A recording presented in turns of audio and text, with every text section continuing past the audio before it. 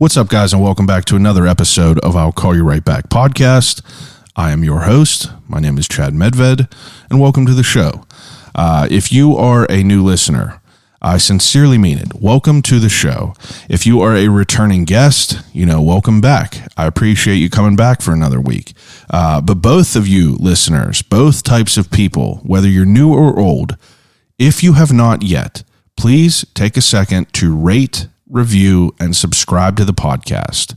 So, anywhere you're listening to this podcast right now, if there's an opportunity to follow or subscribe or rate, please just take a second to do it, because that is a huge help for me. If you're on YouTube, hit that subscribe button. If you're on, Spotify, hit a follow on there. Apple Music, give me a rating and review on there. 5 stars, you already know that. And that's a big help for me, and that's very, very appreciated by me. I do this shit by myself. This is a free podcast. I do this on top of a full-time job. And, I'm just thankful for, listeners every week. Every week I see the numbers grow, and it continues to pleasantly surprise me. And I'm just thankful. So, that being said, I'm also thankful for Turner Dairy Farms. If you are from Pittsburgh, you know damn well what a Turner's Premium Iced Tea is. And the creators behind that are also creators. Actually, they did the milk beforehand, before the iced tea, but they did a brand new limited edition flavored milk that is out right now. Chocolate caramel limited edition milk is now available at any bodega that serves Turner products and also carries the limited edition milks. So if you're having questions in your mind right now, like, oh, where could I find this thing? TurnerDairy.net, top right corner, there's a button that says locate. Hop on over there, type in your zip code. It'll come up with a list of all the places around you that carry Turner products. And below in the fine print, you always got to read the fine print. It will say limited edition flavors. So that means that store should have those. But as you know, this shit sells out quicker than a Supreme drop.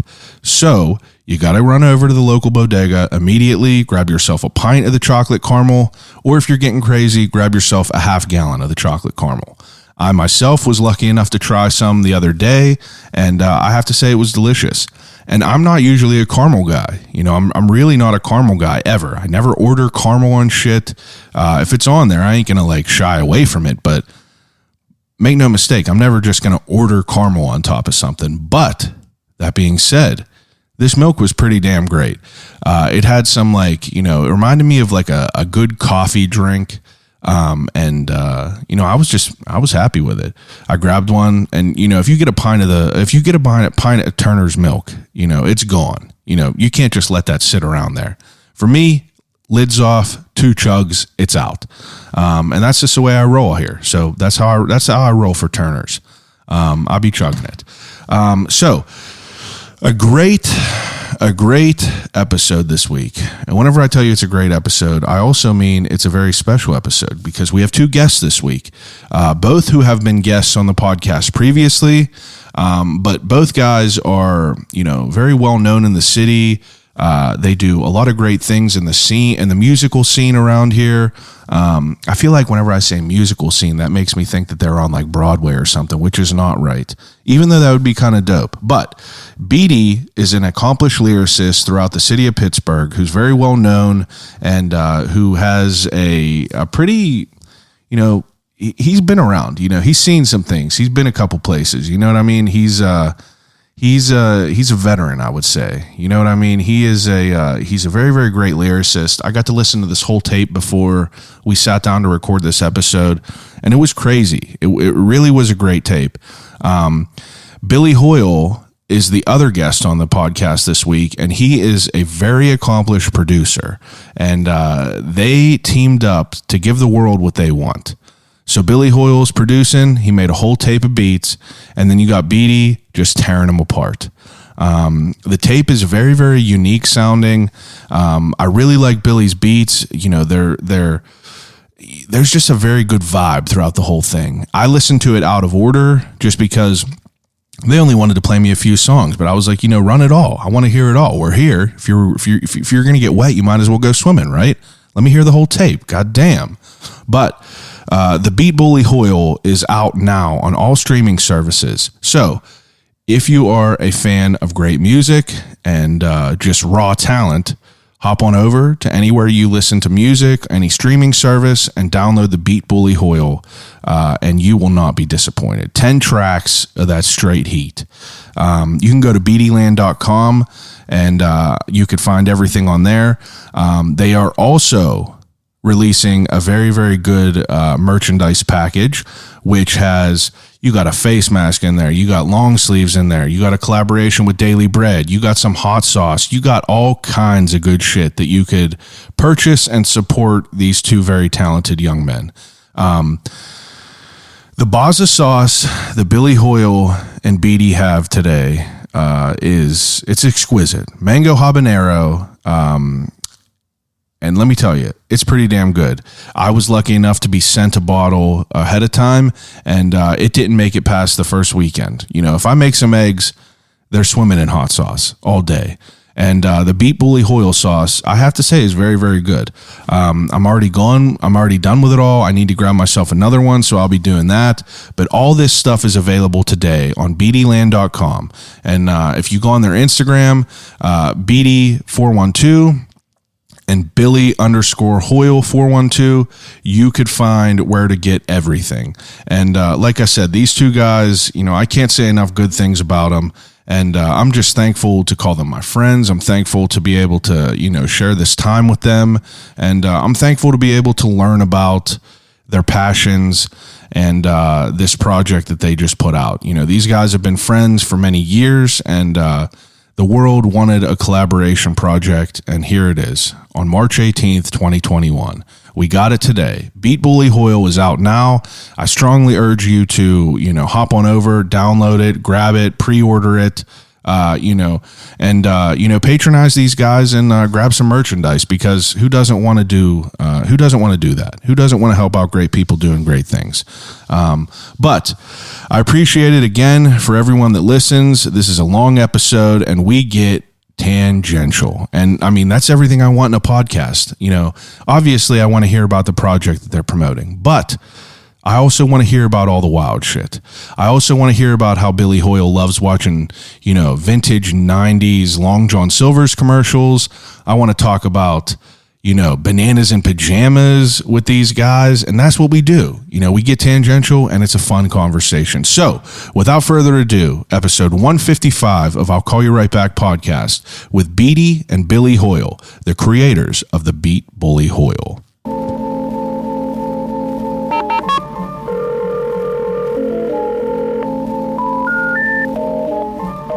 I gotta use the telephone. Hello?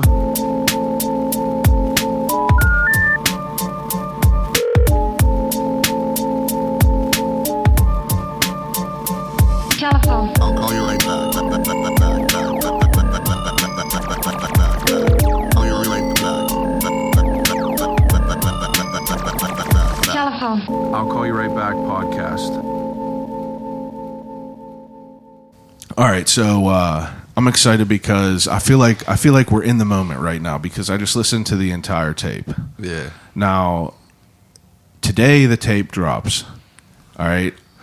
I know it's weird. We're recording this ahead of time, but it's like you got to talk to it like it's coming out like that. But Feel like Marty McFly. Yeah, like Marty McFly Living in the future. Now, I enjoyed every song of it. I thought it was like, I think that you two just work very well together. Like, I like your beats, and I like the way that you carry yourself over them. Appreciate it. Thank you. And listening to that all right now, you know, I listened to like the first 3 singles, but it's like, those were like, listen to one of them, and then like whenever you drop the next one, it could be a week, whatever. So it's like, you know, you're only in that moment for them like few minutes, but now being able to listen to it all right through, it's fucking dope. You can start to hear like a cohesive sound, I think, where it's like when you get those singles, like they're placed different parts in the album, and if the album has a cohesive sound, you know, you would think the singles do on their own, but since they're placed different parts of the album and everything, I just think you know, you don't fully get it, especially because it's really, you know, the first music most people are hearing from us. Yeah. for sure. together, like collectively. I think it's interesting the point that you just brought up, because like those singles. So like, what number are those on your tape? They're pretty spread without, like, you are getting like a pretty diverse mix there from like early, middle, and then like the final track. I'm talking about the singles that you already put out, like Doc Ellis. Doc like, Ellis is Yeah. 4, Juxon is 5. Okay, and so, like- Rabbit Holes is the final song, track 10. That's such an interesting thought, though, about like where they are placed in an album, because like that's a whole project, and like we were kind of talking about before. Whenever you made me go get another speaker, I had to talk about it on here. But it's like people don't really, like it's looked at a different way through like the eyes of someone who doesn't really like have anything to do with the music industry. Like, but that's, you're telling a whole story through that whole tape, and like hearing them out of place. That's interesting to think about that. Yeah, I think with the singles, you're going with, a lot of stuff is experimental. Yeah. We're brainstorming and thinking, and the nice part about like believing in a project is I think like knowing that you have faith in any of the songs that you're putting out. Yeah. But with your experience, you're kind of gauging what you think is going to work well in certain scenarios. Yeah. Yeah. So is that what you mean as far as like choosing like singles? Like how did you choose to pick Doc Ellis first? That was actually, we made that beat together like over 2 years ago. And like that session is what led us to decide to make a project together. Oh, really? So it just kind of sparked off with the vibe for us, so to speak, the sound that we were kind of started to develop at that time. Like we put in a lot of like long 8-hour sessions, this is 2 years ago. So it was, back in the good old days before, the world changed. But Yeah. we put in a lot of work, just building that sound, crafting beats. He would be sitting there making beats, and I'd listen to it, and we'd vibe out, and So that was the seed of all this. that was definitely the seed. So I think that kind of like kicked off the energy for us in a way. So we wanted to share that one first. That, and the fact that we had a couple features on it, so kind of just throw that out first, before we start sprinkling in some of the like album cuts, so to speak. Now, how much weight does that hold? Like the first single to the project, like how hard was that for you guys to decide? Was it hard, or was just like you kind of? You could look at it like that. Like you could say the first single has to be the best, or you could say we're going to build momentum. Yeah. So yeah. I think we kind of looked at it like that. But there's no right or wrong way to do anything. Yeah. Just kind of like he said, we're kind of just feeling it out, picking the right song for the right situation. We're very mindful of it all. So a lot of it is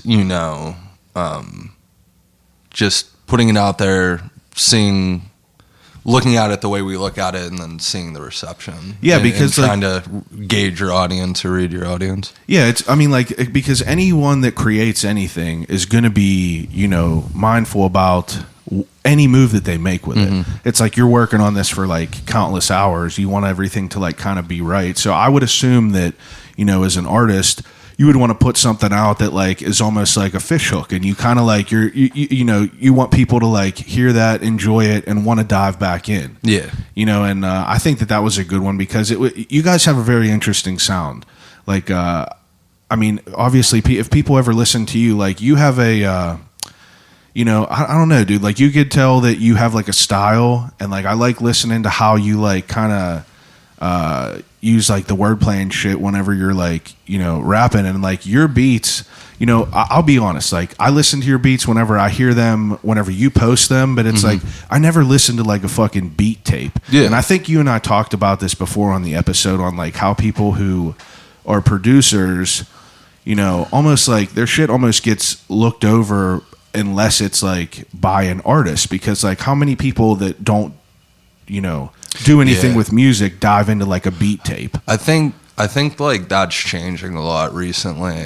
There's always been this culture, like beat culture, beat tape culture, this like really pure thing, and in the last 2 years you've seen this like surgence of Spotify playlist and YouTube channels that are like, you know, chilled lo-fi beats and things like that. Yeah. So I think people are coming to that, but I mean that's like a very, very specific type of music and like mood, and it's really well branded, and it's being pushed in this age of like enlightenment and stuff, and it all just kind of like co-aligns. So you have people listening to a lot of instrumentals for that. Like a lot of people are working from home now and can listen to music out loud for the first time in their working life. And you know, I know me personally, like I can listen to a podcast or somebody talking when I'm working or music. Yeah. Some people need just an instrumental. I know a lot of people who just listen to those instrumentals and stuff like that while they're working, and that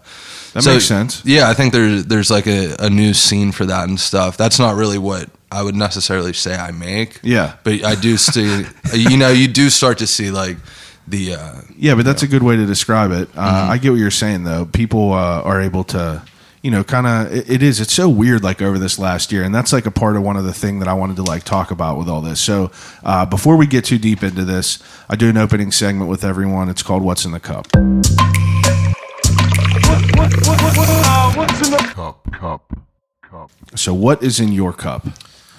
I got this Deer Park 20-ounce bottle. I'm super basic. You got me this the last time.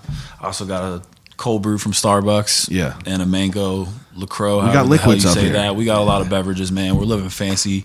I got you already know, I got the Turner's Premium Thug Jug on me. You already know that. Shout out to Turner's. I keep that thing on me. Always. Once it hits your lips, it's just so good. Yeah. Okay, so I had both Ians on at different times. You've been on a few, 2 times or 3? This is my 3rd time. He's a veteran, No big deal. Time bomb veteran. Yeah, I heard that. I had that written down in here. I heard that was one of the lines that you spit out. But you said he'd like that line. Yeah. You wrote it down. Hell yeah. Yeah, it's just like big vibes. It's you know, that's, you know, I've been seeing a lot of memes where it's like you had to be there. yeah. And it's like I know that like you guys were there, and it's like I wasn't like, you know, submersed in it, but you know, I was there. You were there. I was there. You know what I mean? You know what I mean? I understand, you know, the weight that place holds, and it's cool to, you know, it's just cool to hear like them little things, little seasoning. Yeah. It's crazy to think that like, I don't know, that period has passed. Yeah. Like you know, time's always moving, but to look and be like, oh, time's just changed really, really quick. Like you don't expect it. Like it's like Andy Bernard in The Office. He was like, you wish you were in the good times whenever it was happening. Yeah. You know, you think like a sound is just evolving, or a sound is rising, or method or methodology of promoting is just like, oh, they're gonna do it that way. But when it comes the main sound or the main way of doing things, and you realize things have changed, you know, it's surreal sometimes. Yeah, especially people that were, you know, so close to it too. I mean, like there's different, you know, you like people that weren't even as close have like a certain attachment to it, but for someone who like, you know, grew up in it, like you two, like it's cool to think about. So 2 years ago, this is whenever this seed was planted for you two to work together. Yeah. That's pretty crazy to think about. Now you guys just like linked up, and you decided then like you wanted to try to make a tape together. I decided like 10 years ago that I wanted to do an album with them. Yeah. You know what I mean? That was like always, we've been friends a very long time. Did you guys meet from Time Bomb? No, we met a little bit outside of that, but like in the same circles realm. Same realm for sure.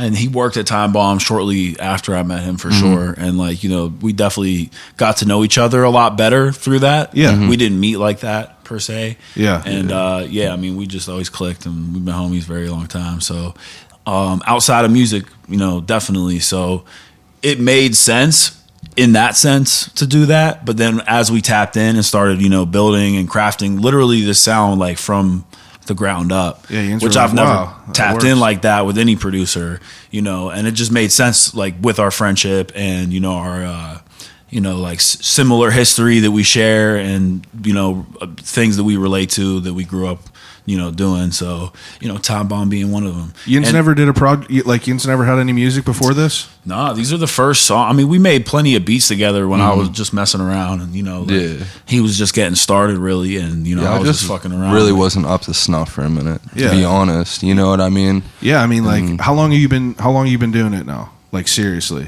I mean, the answer to that changes like very frequently, because like I'm taking it to a level, or like consistently, I think taking it to a new level where I'm like, oh, this is where I take it. Like, because when I first started, like I took it serious. Yeah, you know what I mean? Like, but when was that?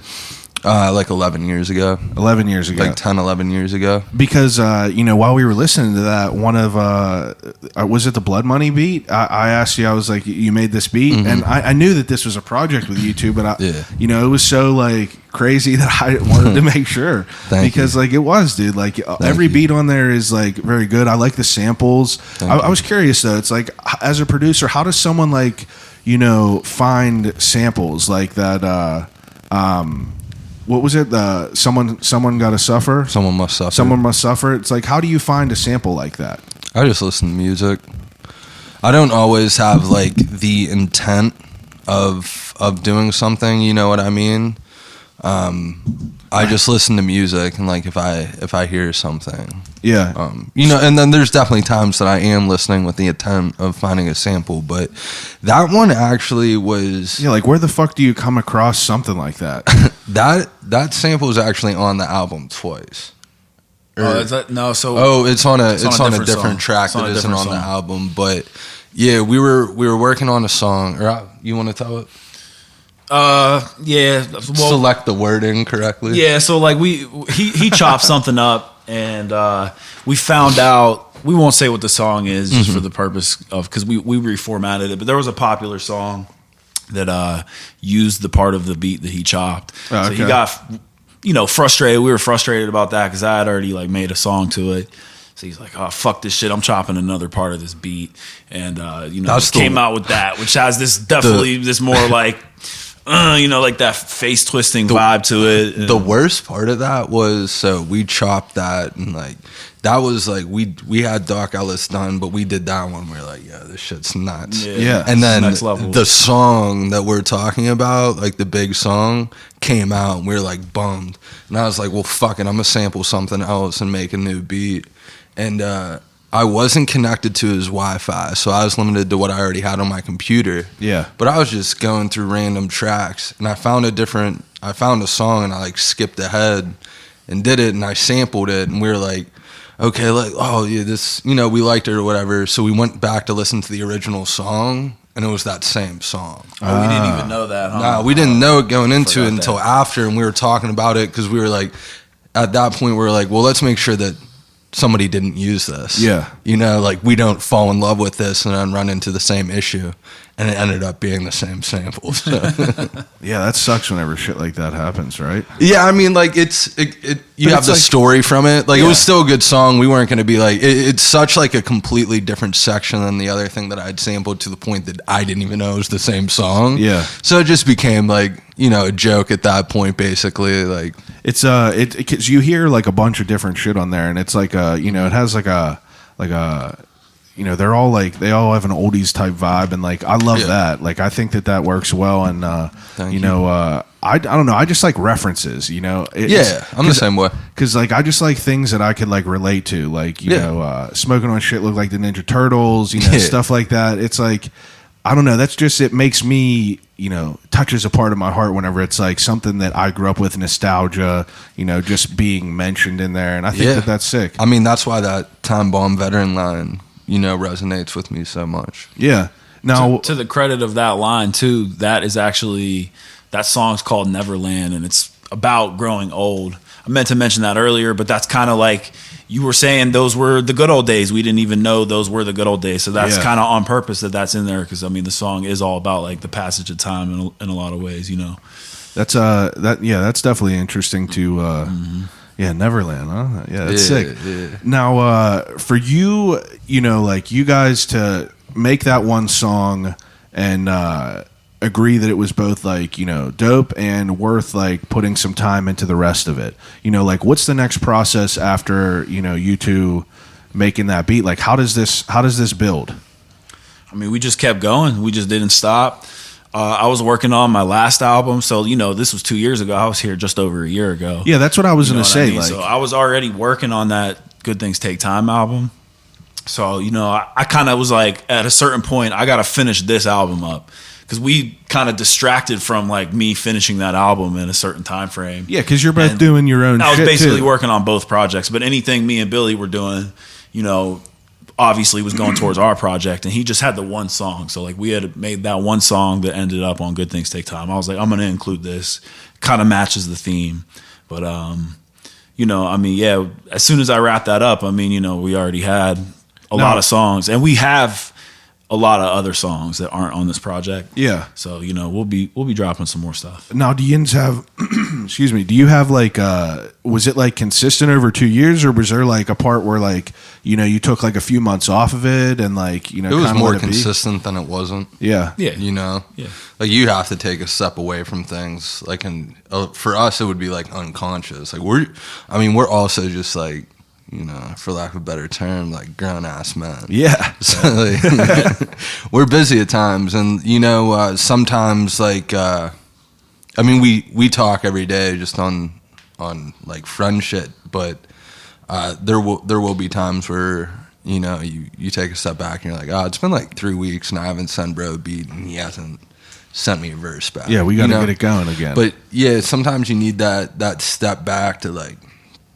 you know, you're like, sometimes you have to live too, as the person who's writing the lyrics. Like you have to live your life. Like, yeah. Like if I churn out a song every day, it's not going to really have the same top quality of content. That makes sense too, because if you wait a little bit, like you're living in different moments in life. Yeah, you know, so that enjoy that moment, live that moment. You have a different reflect mindset on that. You know, reflect on your experiences. Like earn some more frustration and stuff, you know, and more understanding, and then you can make a really good song again. That's my take on it. I used to make hundreds of songs, you know, and just pick out the best ones. But like as I've crafted my skill better, you know, in this current age, like I'll just make you have more quality over quantity. Absolutely, yeah. I mean, pretty much it doesn't even leave the recording session. If I don't like it, I'm just deleting it. I don't even finish the song. Yeah. And that doesn't happen very often. Now, go ahead. Would have you done a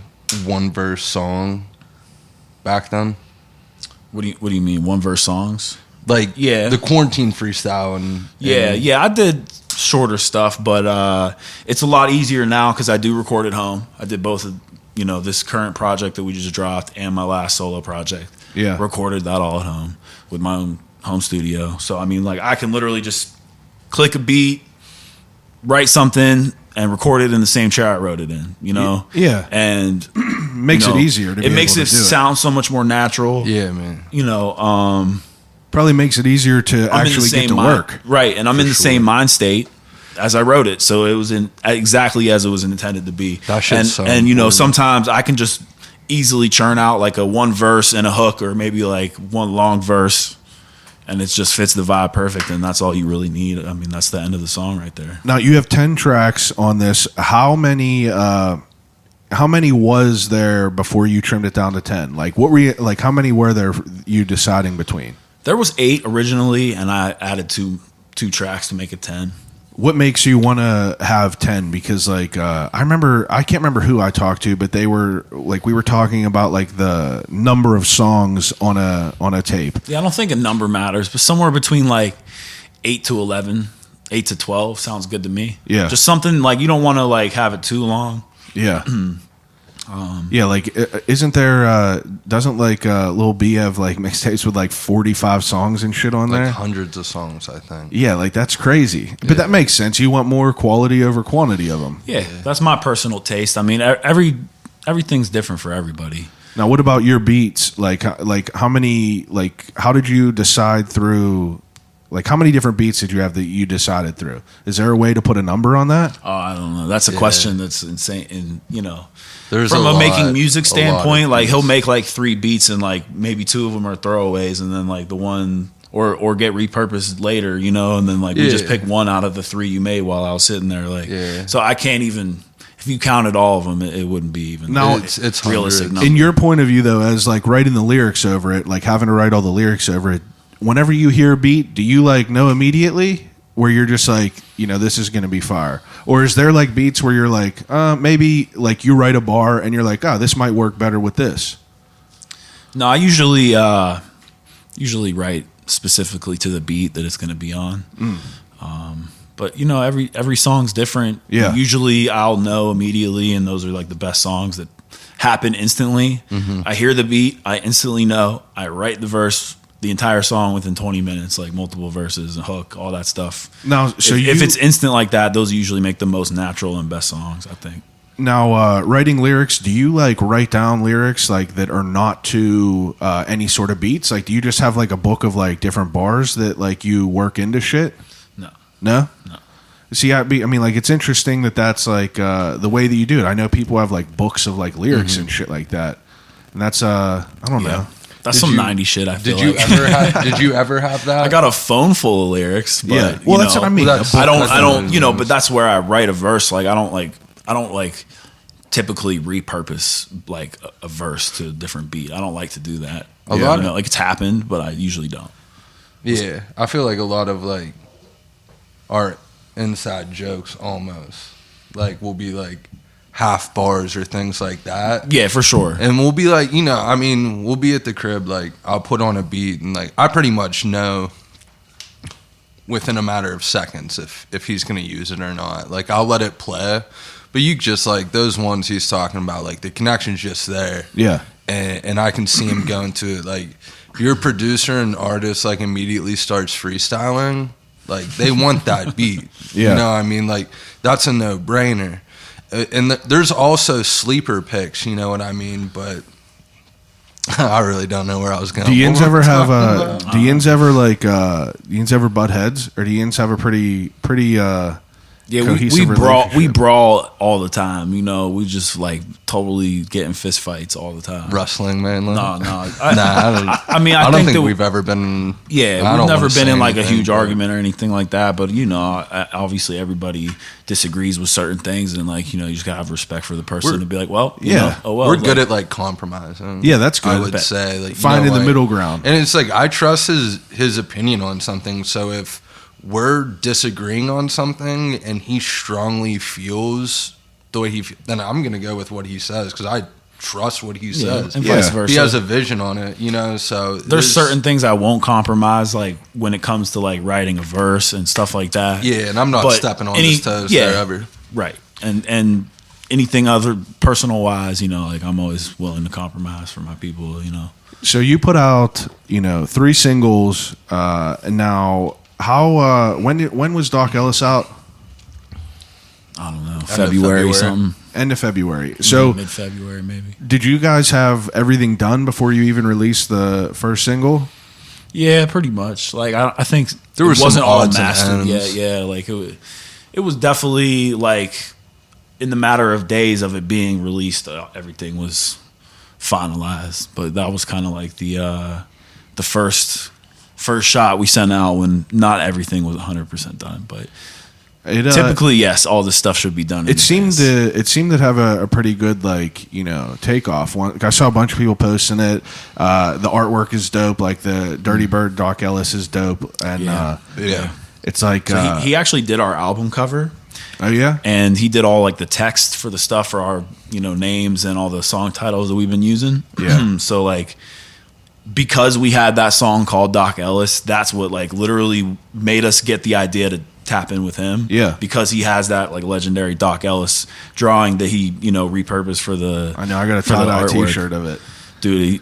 I love that image. He's got great work, man. He's the one who did most of my stickers. Yeah, you know, I just love his like cartoony vibe of it all. Now you put this out, and like when does the whole competition? You know, when was that a thought? Because you guys did that competition, and you had a really good response to that. You had a bunch of people get into it. For sure. It's like, and I thought that was such a cool idea. And I know that people like that. There's probably people that have done it in the past, but it's like I feel like you had a good response to it.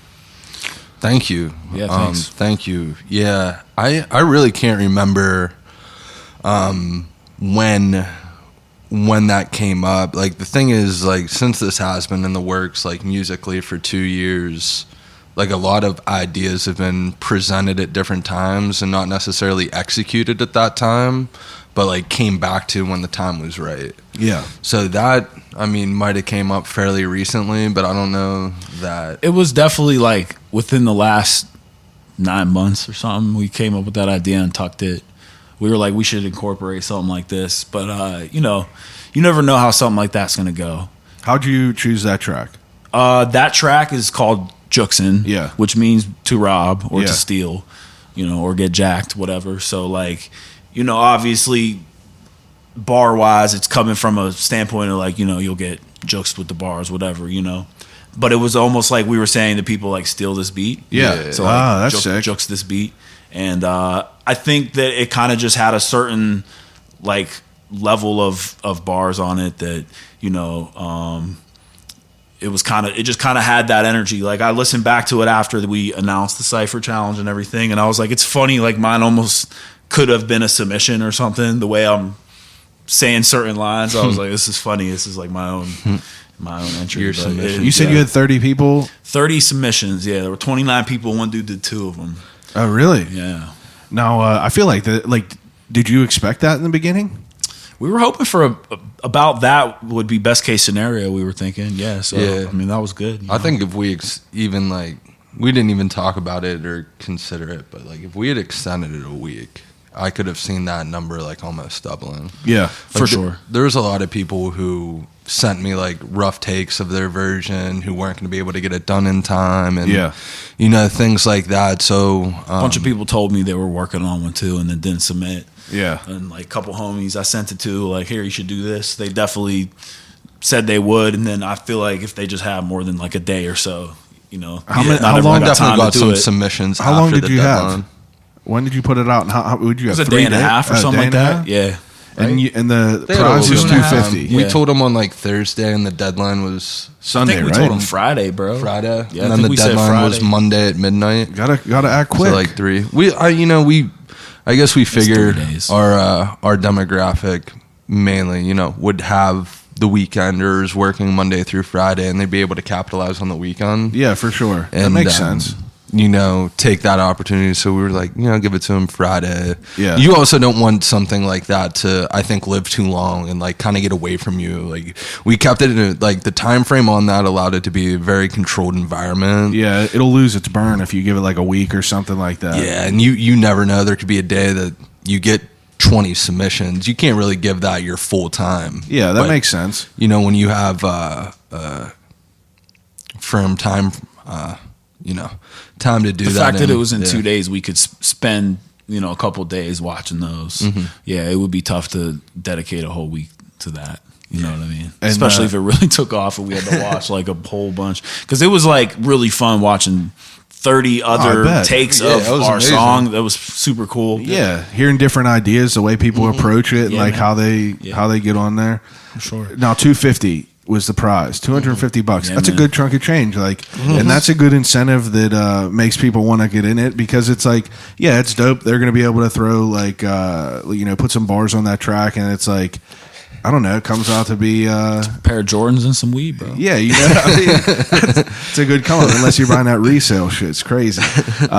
You know, I saw the one resale shop, they posted a T-shirt of Marilyn Manson, and I was like, I'm What, like a canceling. stack. Yeah, dude, I was like, I'm canceling you, bro. I was like, you can't be posting this anymore. And then, but they were saying that, like, you know, because of things that happen in the media, the value of shit will just cut in half. Oh, I'm I thought sure, that was man. crazy to think about. Yeah, it's just, I mean, that all the stock shit going on and the crypto stuff, it just kind of opens your eyes to the fact that, like, everything is that. It's You know, we weird. only It's look at wild. certain things that way, but, like, if there was the last Mountain Dew live wire on Earth, like, you know, that price goes up. Like, everything is, unfortunately or fortunately, depending on how you want to look at it, everything is a product. Yeah. And the value is determined by the market. Yeah. It's what's the market. It's why Either West Ian's get into West that? Side Gun can, you know, sell certain art and things like, or artists in general.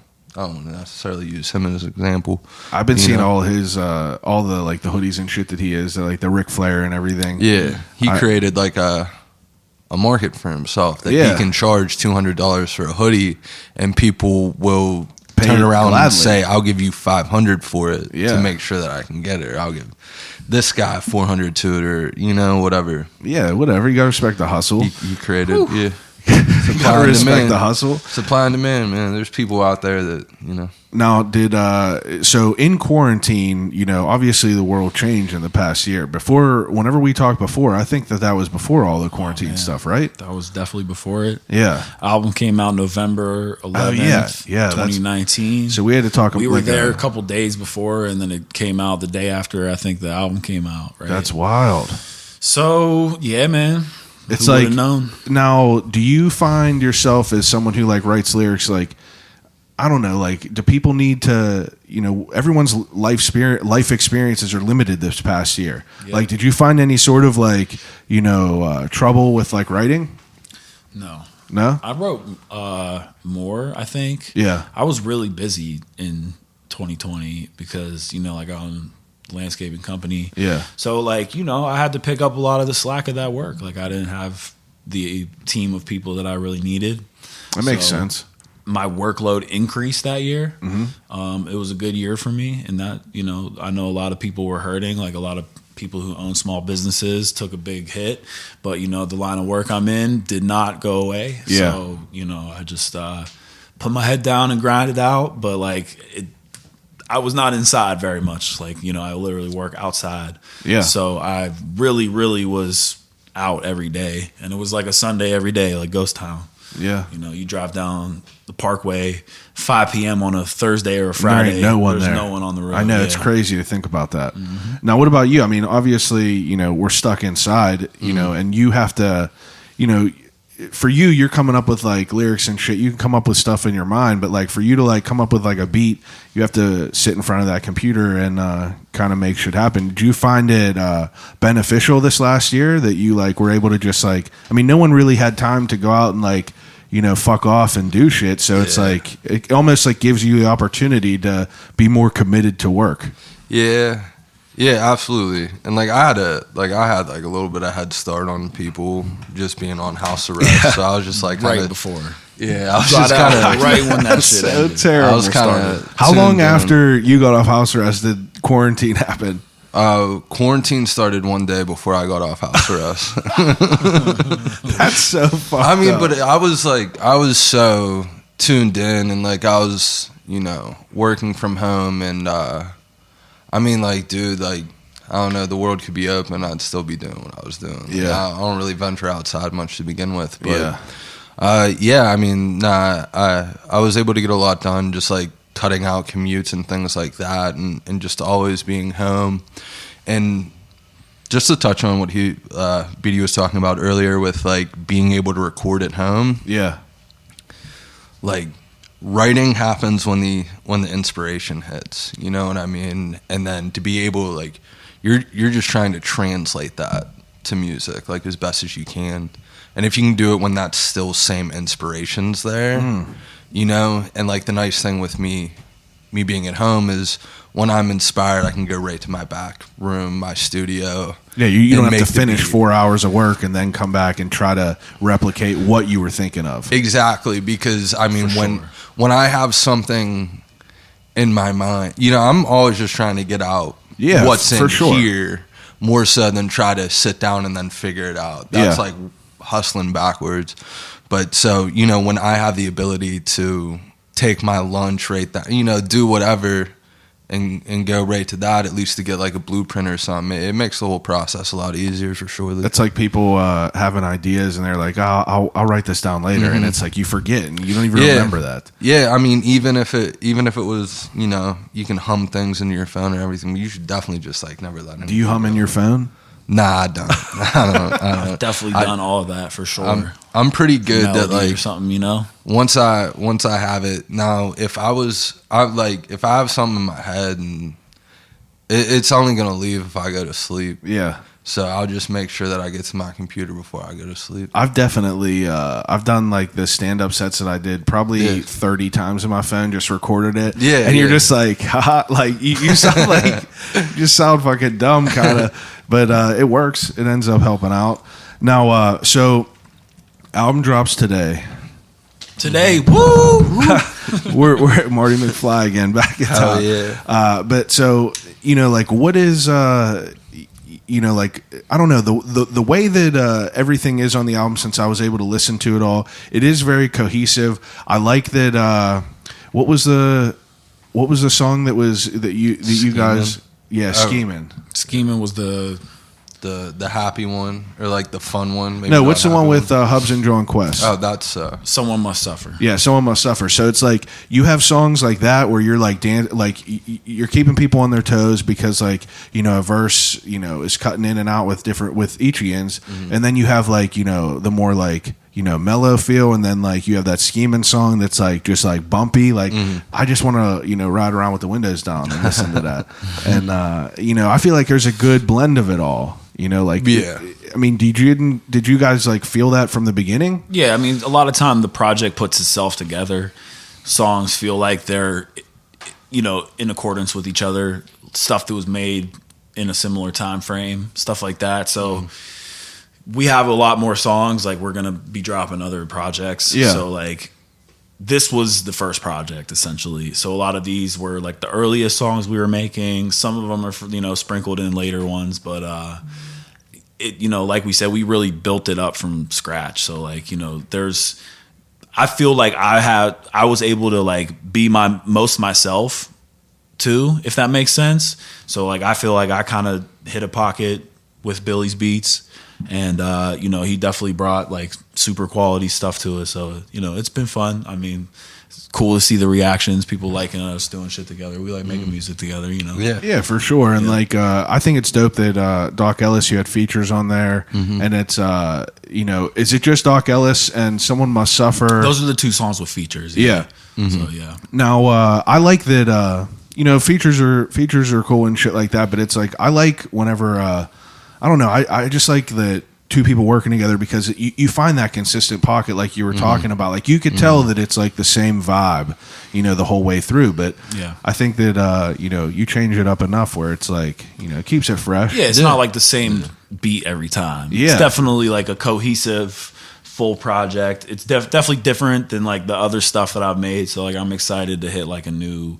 It's kind of like I'm starting from scratch. Also, I should say that this is 10 years ago, I dropped like my first official album / project, the Beat Bully LP, in 2011. Yeah. And this is 10 years later. So it's almost like the spiritual successor to that, being called Beat Bully Hoyle, which is obviously Beat Bully and Billy Hoyle put together. I like that. And, it's like our first record together. So it kind of feels like the first of a new chapter or something to me, on some weirdo artist shit. Now, go ahead. Is that the one that I filmed the release party? Yeah, for? and he actually, literally, I was looking for like old footage of us and shit back in the day, and I had like 2 or 3 camera angles of like the Beat Bully release party footage at Shadow Lounge, and one of the takes I was looking, I'm like, this dude's on stage holding a video camera. I forgot about that. What the fuck, man? Yeah, that's funny. Yep. Now, for you two to like, create something together like this, I mean, so you have an experience working with with like a close friend now, and then I'm sure you've had experiences working with just like random people you don't know. Do you feel that it's easier for you to like, work with someone that you're close with, like out of the music shit? Like you guys are friends in real life. Yeah. It's not just a business arrangement. So like, are you able to like, do you feel like it's easier for you to like, tap in with that and like, I'd say it has added benefits. It's not necessary. Like if somebody sent me a beat, I'm totally capable of coming up with a final product that's great. Yeah. But like there's an added benefit being able to like, put things in context on a song. Like, cause a lot of the time, like that song is a moment. It captures a moment. And sometimes the conversation that we had that time that we hung out making that beat like set the tone for the energy that he made the beat in, which also set the tone for the lyrical content. Stuff that we talked about that night ends up in the song. just, you know, by default, because it's just it is that moment. So Now, Rabbit Hole in My Mind. So you put out that song, and then that was the most recent, and then you had that video with it. I was going to ask who made that video. I assume it was you. that was the most recent at the time that we're recording this. But we will have one song, Blood Money, which will have come out with the video. Sorry. Since Good this man. is on Nice the with release day the now. timeline. Yeah, my bad. Jesus Christ, you forgot our last single. But it's like, so that video is like, you know, I just want to know, like, where do you even find like the cuts like it's that? It's sampling. It's like sampling. You can't It's tell. sampling. You know what I mean? Like, I sample records for new records, and I sample videos for new videos. You know what I mean? It's just like very, very. That was an unreleased music video, so he His used clips, footage of yeah. me. He had the clips of me. So he used a bunch of stuff that basically wouldn't have been released anywhere else. Now, wait. So you're saying that you're not even like rapping them lyrics in that video? Sorta, I am. Okay. No, I'm not. Yeah. Nah. I just You can believe that I am, but I'm not really Well- rapping anything. He kind of took the B-roll. Yeah. Oh well, you were rapping at parts. I try to get if it was going to be like a part where I thought I could get the lip sync by like half timing his movements and almost make it seem like it was there. I I that. would do He that. fakes it. I like what that. I mean, but there was just a lot of B-roll in there where it's in between verses and his. I mean, that's where you get the like when you're rapping or an artist is rapping. In the very little I know about videography and what I like, the shit. No, the you're nice edits with I it. do. You're nice with it. I is like it. they're playing to the camera, and then you know the true B-roll is when they're not, and you get like the candid shit. Yeah. and the candid shit is typically I like where that. like where the gold is, where it's it's like there's a lot of parts that if you really go through that video, like it all makes sense. Like at the end, Weirdly lined up. yeah, and Yeah, I mean, I honestly couldn't tell, but like I thought it was Yeah. just. The stuff And from then- the cartoon. at the end, like Lined up with there's like two overlays over the video. At the end, it's like the four versions of that like alien dude in the cartoon, Yeah. coming together, and it's like he's running through time with the holes on the side, and he transcends into something. And during that time, I used the clip of Beedie from the old music video where it's ending, and like the closing shot on that is like a lot of times like videographers will mark their stuff by like getting in real close and like even just getting his sleeve, so then it blacks out. Yeah. And like that scene was like that dude like zooming in on Beedie's face, and then like the chandeliers there, and the light from the cartoon overlays through his head, like where if there is a third eye will be there, and it goes into the chandelier. There's another overlay, and then it all collapses. And into those each faces other. that spin around look like the chandelier too. Yeah. It was- How long does it take you to do something like that? I was motivated. So I mean, like the longest part was, I do everything on my phone with that. I know, it's So super ill. he sent it on a service where I had to download it on my laptop and then transfer it to Google Drive, and then go on Google Drive on my phone and re-download it to my phone. That part by far took the longest. Like just downloading all those things and transferring them around. But outside of that, I'd say the video itself took like, I had a vast majority of it done in like an hour, and then like those little like Trippy parts. yeah, just like the over attention to detail that like probably took like another 3 or 4 hours at that point. Yeah, I mean, it definitely like it's a cool video, but I think it's interesting, like all the shit that you put out, because it's very, very, it's bizarre. Yeah, for sure, dude. It's super weird. But I know like, that I'm weird as hell. I know, man. but I know that like to you, there's like different everyone got there's thoughts and shit like that to go into it, and I the like it. Domino's joint. yeah, The Domino's, for example. Little Caesar. All that stuff, man, is like, it's just for me. Yeah. Like the stuff he picked up on it, which I knew he would, because we both just he just got, that's just him. I Yeah. knew he would see it. But like all that stuff's just for me. Yeah. To like keep me interested in what I'm doing, like keep me motivated. And I do it with beats too. Like this is what I do, and sometimes like I have to change the challenge. So sometimes, I might set like a timer and be like, I have to make this beat in 10 minutes, 5 minutes, 15 minutes. Or, Really? Yeah, or I have to do this a certain way. I don't want to. Did you have like a time? Did you have a time frame on like a final deadline that you wanted to get the album done by? I mean, initially, no. Yeah. You know, initially it was just like whenever initially we were gonna do it last year, but you know, we ultimately decided to wait. There would have been a different version of like a less fleshed out version of the final track list on the album. Yeah. We waited how for hard a is number that? of reasons. Just, you know, this is a better time to do it. It just kind of all fell into place. How hard is it for you guys to choose the track list of the songs? Like, is that hard for an artist and a producer to like do that?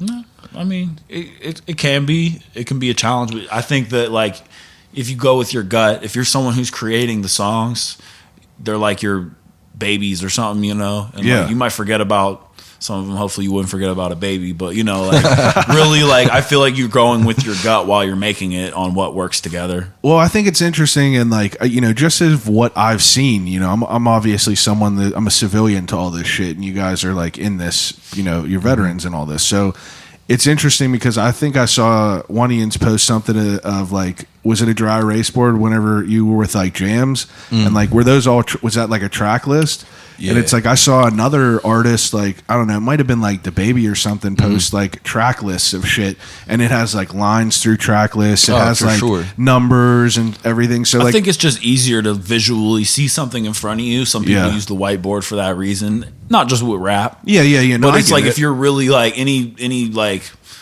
business thing, people are either going to write it down or put it on a thing, but you can just easily erase it on a white dry erase board. Yeah, like we have a shared calendar. Yeah. Well, it's just like, it's like, even though I do something different, it's like I look at like logos that I'll get or anything like that. And it's like, you know, I put my shit under a microscope where it's like, you know, I have certain preferences and like, you know, I just want it to be a certain way. And I know that like if you're creating something that like you love, you like some people want it to be like that. I didn't know if you were that type of person where it was like it needs to be like this, like, or just like is a moment and how you feel it. But that's makes sense. What so like what is like your you know, what's like your goal with all this? Obviously you dropped the album now. You know, I think it's interesting for an artist because for a time you're working on this for so long and it's like such a moment in your life and a big part of your life, and then you drop it, and then what is it? You're just like, you know, you ride this wave for a little bit, or you're just like immediate. I know you're constantly working on other shit, but it's like, you know, it's almost like a comedian does their whole stand-up set, and it's after they do that tour, they got to scrap everything, and it's like you're starting from scratch. For sure. I'm honestly like, well, I should backtrack and say a lot of the times in music, rather than in stand-up, you know, like you already are crafting your next project or maybe even almost done with it by the time people hear the current one that's releasing. It might even have one behind that. Yeah, like, you know, I know this is a 10-track album, and I know I said we've been working on it for 2 years, but you better have made more than 10 songs in 2 years. You feel me? Like, there's a whole lot of other songs. So like, I guess that's a good factor to put in. Yeah, you know, so like there's already plenty of other seeds too. Like we were saying, Doc Ellis was just the first seed, and then that grew into, you know, the tracks that are surrounding it make that one thing, and then, you know, we're gonna have another thing, and that'll be a different seed. Different scene. Different seed. Different seed. Yes. Different seed. Yes. Different seed. So it's like, now I know it's a constant work, but like, you know, outside of this, I think that you guys are, you know, I obviously know you, I would say relatively well. Yeah. I don't know you that well, but I know that you like, you know, you're into like, you know, different good TV shows, movies and stuff like that. We've talked about all this stuff. So it's like, I don't know, like I hear, like we talked about before, I hear references and stuff like that. It's like, what do you do whenever you're not, you know, doing music and shit? It's like, what kind of shit do you enjoy? I have a lot of Sopranos references on like both, like a lot of the songs we make. Still something I've never watched. I got to watch it. Oh, man. Yeah. Definitely rap about the Sopranos, probably too much. What is there, eight or nine seasons? Or is there more than? It's like 6.5. Yeah, but they're all like 24 episodes, right? And they're all like an hour some. It's right? a long show. Yeah, bro. I gotta there's watch 80 something episodes or something like that. It's a long It's show. it's worth it. It'll take like good. a couple months. So, I know. I would watch it. Yeah. Watch The Office like 10 times probably. Yeah, I mean, like I bought a new TV that had Peacock just to fucking keep watching The Office. So You're you know, funny as hell. my girl needs that shit. It makes me sick that I have the box set, but it's like now I got to put that disc in, and it's not that I'm lazy to put the disc in. It's just like I want to be able to just not have to look through which disc of the episode that I want. I want to be able to jump around. You with have all the of it. DVDs. Yeah, I got the box set. For Blu-rays, sure. no big But you deal. used to watch Netflix. Yeah. Yeah. I was on Whatever, Netflix all the DVDs. time with It's it. frozen in DVD land. Frozen in DVD land. Yeah, I don't fucking. No one has Blu-rays except for you. I beg to differ. I know. I'm fine. But so for someone, I mean, like, what else do you do for fun? You watch a bunch of shit. I know you said you have your own business. Yeah, you know, I definitely watch stuff, play little video games. What are you watching as of recently? I mean, me and my girl definitely watched like New Girl, which is another New stupid Girl's the comedy. It's pretty truth, funny man. though. It's good. I liked it. Yeah, I slept on it hard because it's definitely like a show by girls for girls in a way, but it is really, really funny. Yeah. So they definitely got funny shit in there. Yeah. What the hell? I mean, Mandalorian. I know you're not the biggest Star Wars fan. I never but- watched it yet. Oh, bro. I need to watch it. I know. It's podcast over. I'm a piece of shit, dude. Nah, it's good, man. I know. Yeah, so I everyone's mean, I saying could spoil it, but I won't. Yeah, It's don't just so spoil good. it. Don't spoil dude, it. It's so good. I'll get That's around all to I'll it. say. I'm not watching it because they have Gina Carano. No, I'm just kidding. She's crazy. So I saw Bill Burr. I didn't know he was in He's The in it. Mandalorian. He's in it. Yeah, yeah. It's like, like, he's like tight. one episode in the first season and like a couple in the second one. Yeah. That's dope. I like Bill Burr just popping I up and fucking shit. love He's Bill in. Burr He's so in like much. 3 of the best shows ever Breaking made: Bad. Breaking Bad and Chappelle Show. Yeah, Yeah. and he go. just pops up randomly. It's He's crazy. so good. Yeah. And What he's a, one of the best stand-ups yeah. probably ever. So Absolutely. The Chappelle Show's back on Netflix. I'm saw pumped that, about it. yeah. I got to dive into Dave's that a little getting bit more. paid, baby. Dude, can you imagine that? Like, Nah, I well, mean, just imagine like how many people they have. It like Chappelle and Rogan do that. Like, they did that comedy show. for sure. They're testing every single person that's there, and they're selling thousands of tickets. So it's like they're doing it the right way, but it's like you gotta Masks. get bread for that. yeah. Every yeah, test for yeah, that's bread. yeah. So imagine just like how much you're making all that shit. Yeah. I bought tickets to didn't see even think Rogan about at that. like PPG or whatever the fuck it's called now. Yeah. And I bought them like I don't know, a while ago. Yeah. Before COVID happened. Yep. And I paid like a premium price to get like first, Close. not right on the floor, but the first row. Yeah. Of the like seating. So I Same would've shit been with pretty me close. and fucking Baller. Rage Against the Yeah. Machine. Yeah. I had tickets for Rage Against the Machine in like section B, and I was like, bro, I'm balling out on these tickets a little bit. I just want to yeah. be up close. Definitely. But then it fucking all and this they crazy shit repurposed my happened. seating, and like I guarantee that show won't happen still. Yeah. Whatever they rescheduled it for this time, like it had a couple reschedules. But What are your probably ideas? never going to see that. You one know, again. like what are your thoughts on like concerts and shit? I mean, obviously as an artist, like how big of performances. How big of a part of it all are performances? It's really a big part, especially if you're an established artist with a career. Yeah. So like that is the number one way that people survive. Yeah, making bread. Yeah, and I'm not that person. You know what I mean? So like I'm kind of just doing this as a luxury or a bonus in my life. Yeah. And because I love to do it.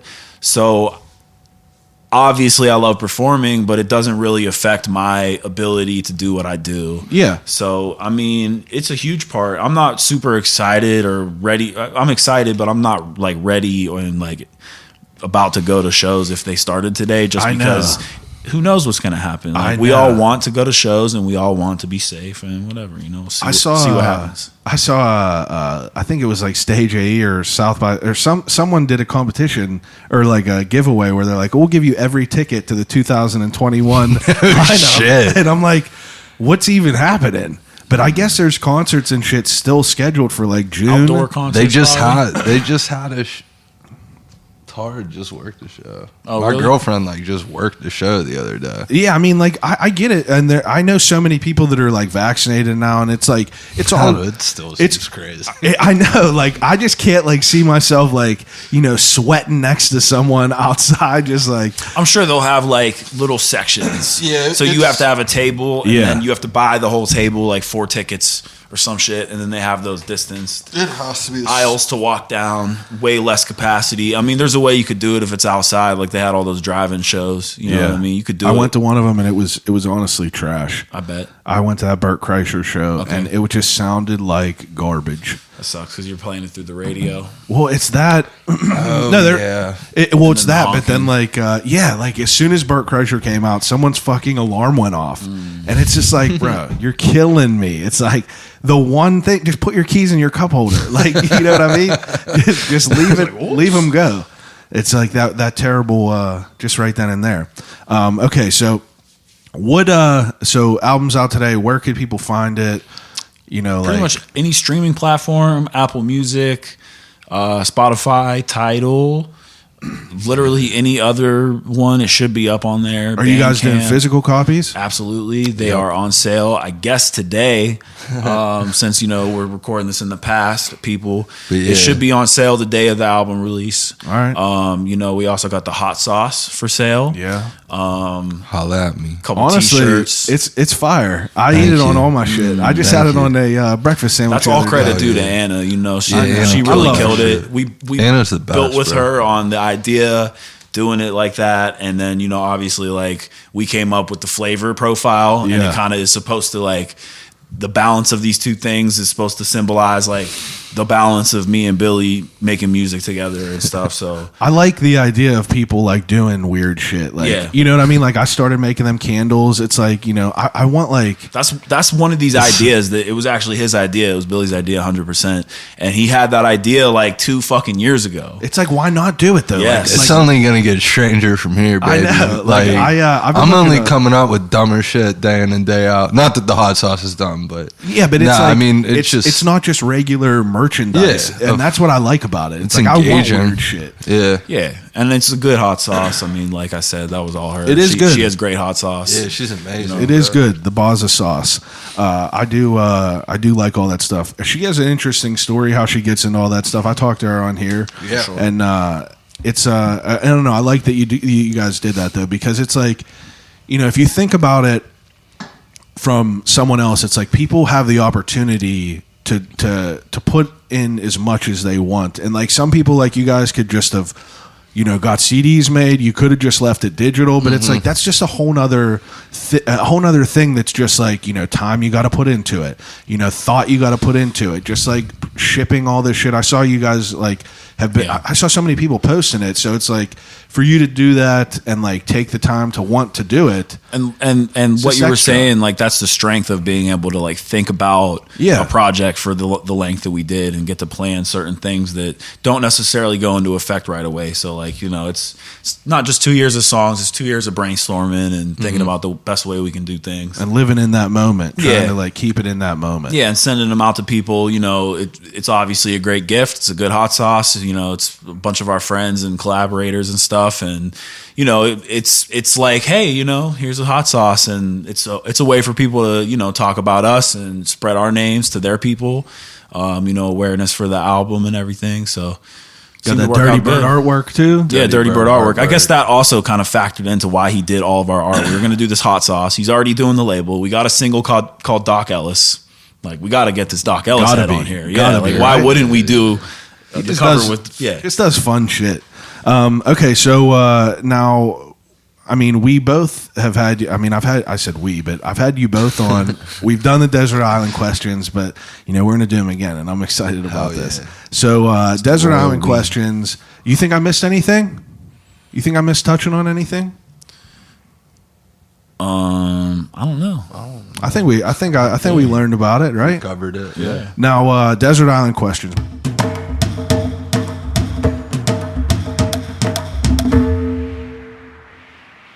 My favorite part of everyone's podcast is so this is a segment where I give each guest 3 categories to take with them on a desert island to exhaust until they starve to death and die on a desert island. And let's go. This is, I'm not taking anything. I'm just dying. You're just dying. This is just the revealing. This is the revealing end of it all. So first category is 3 things to watch on a desert island.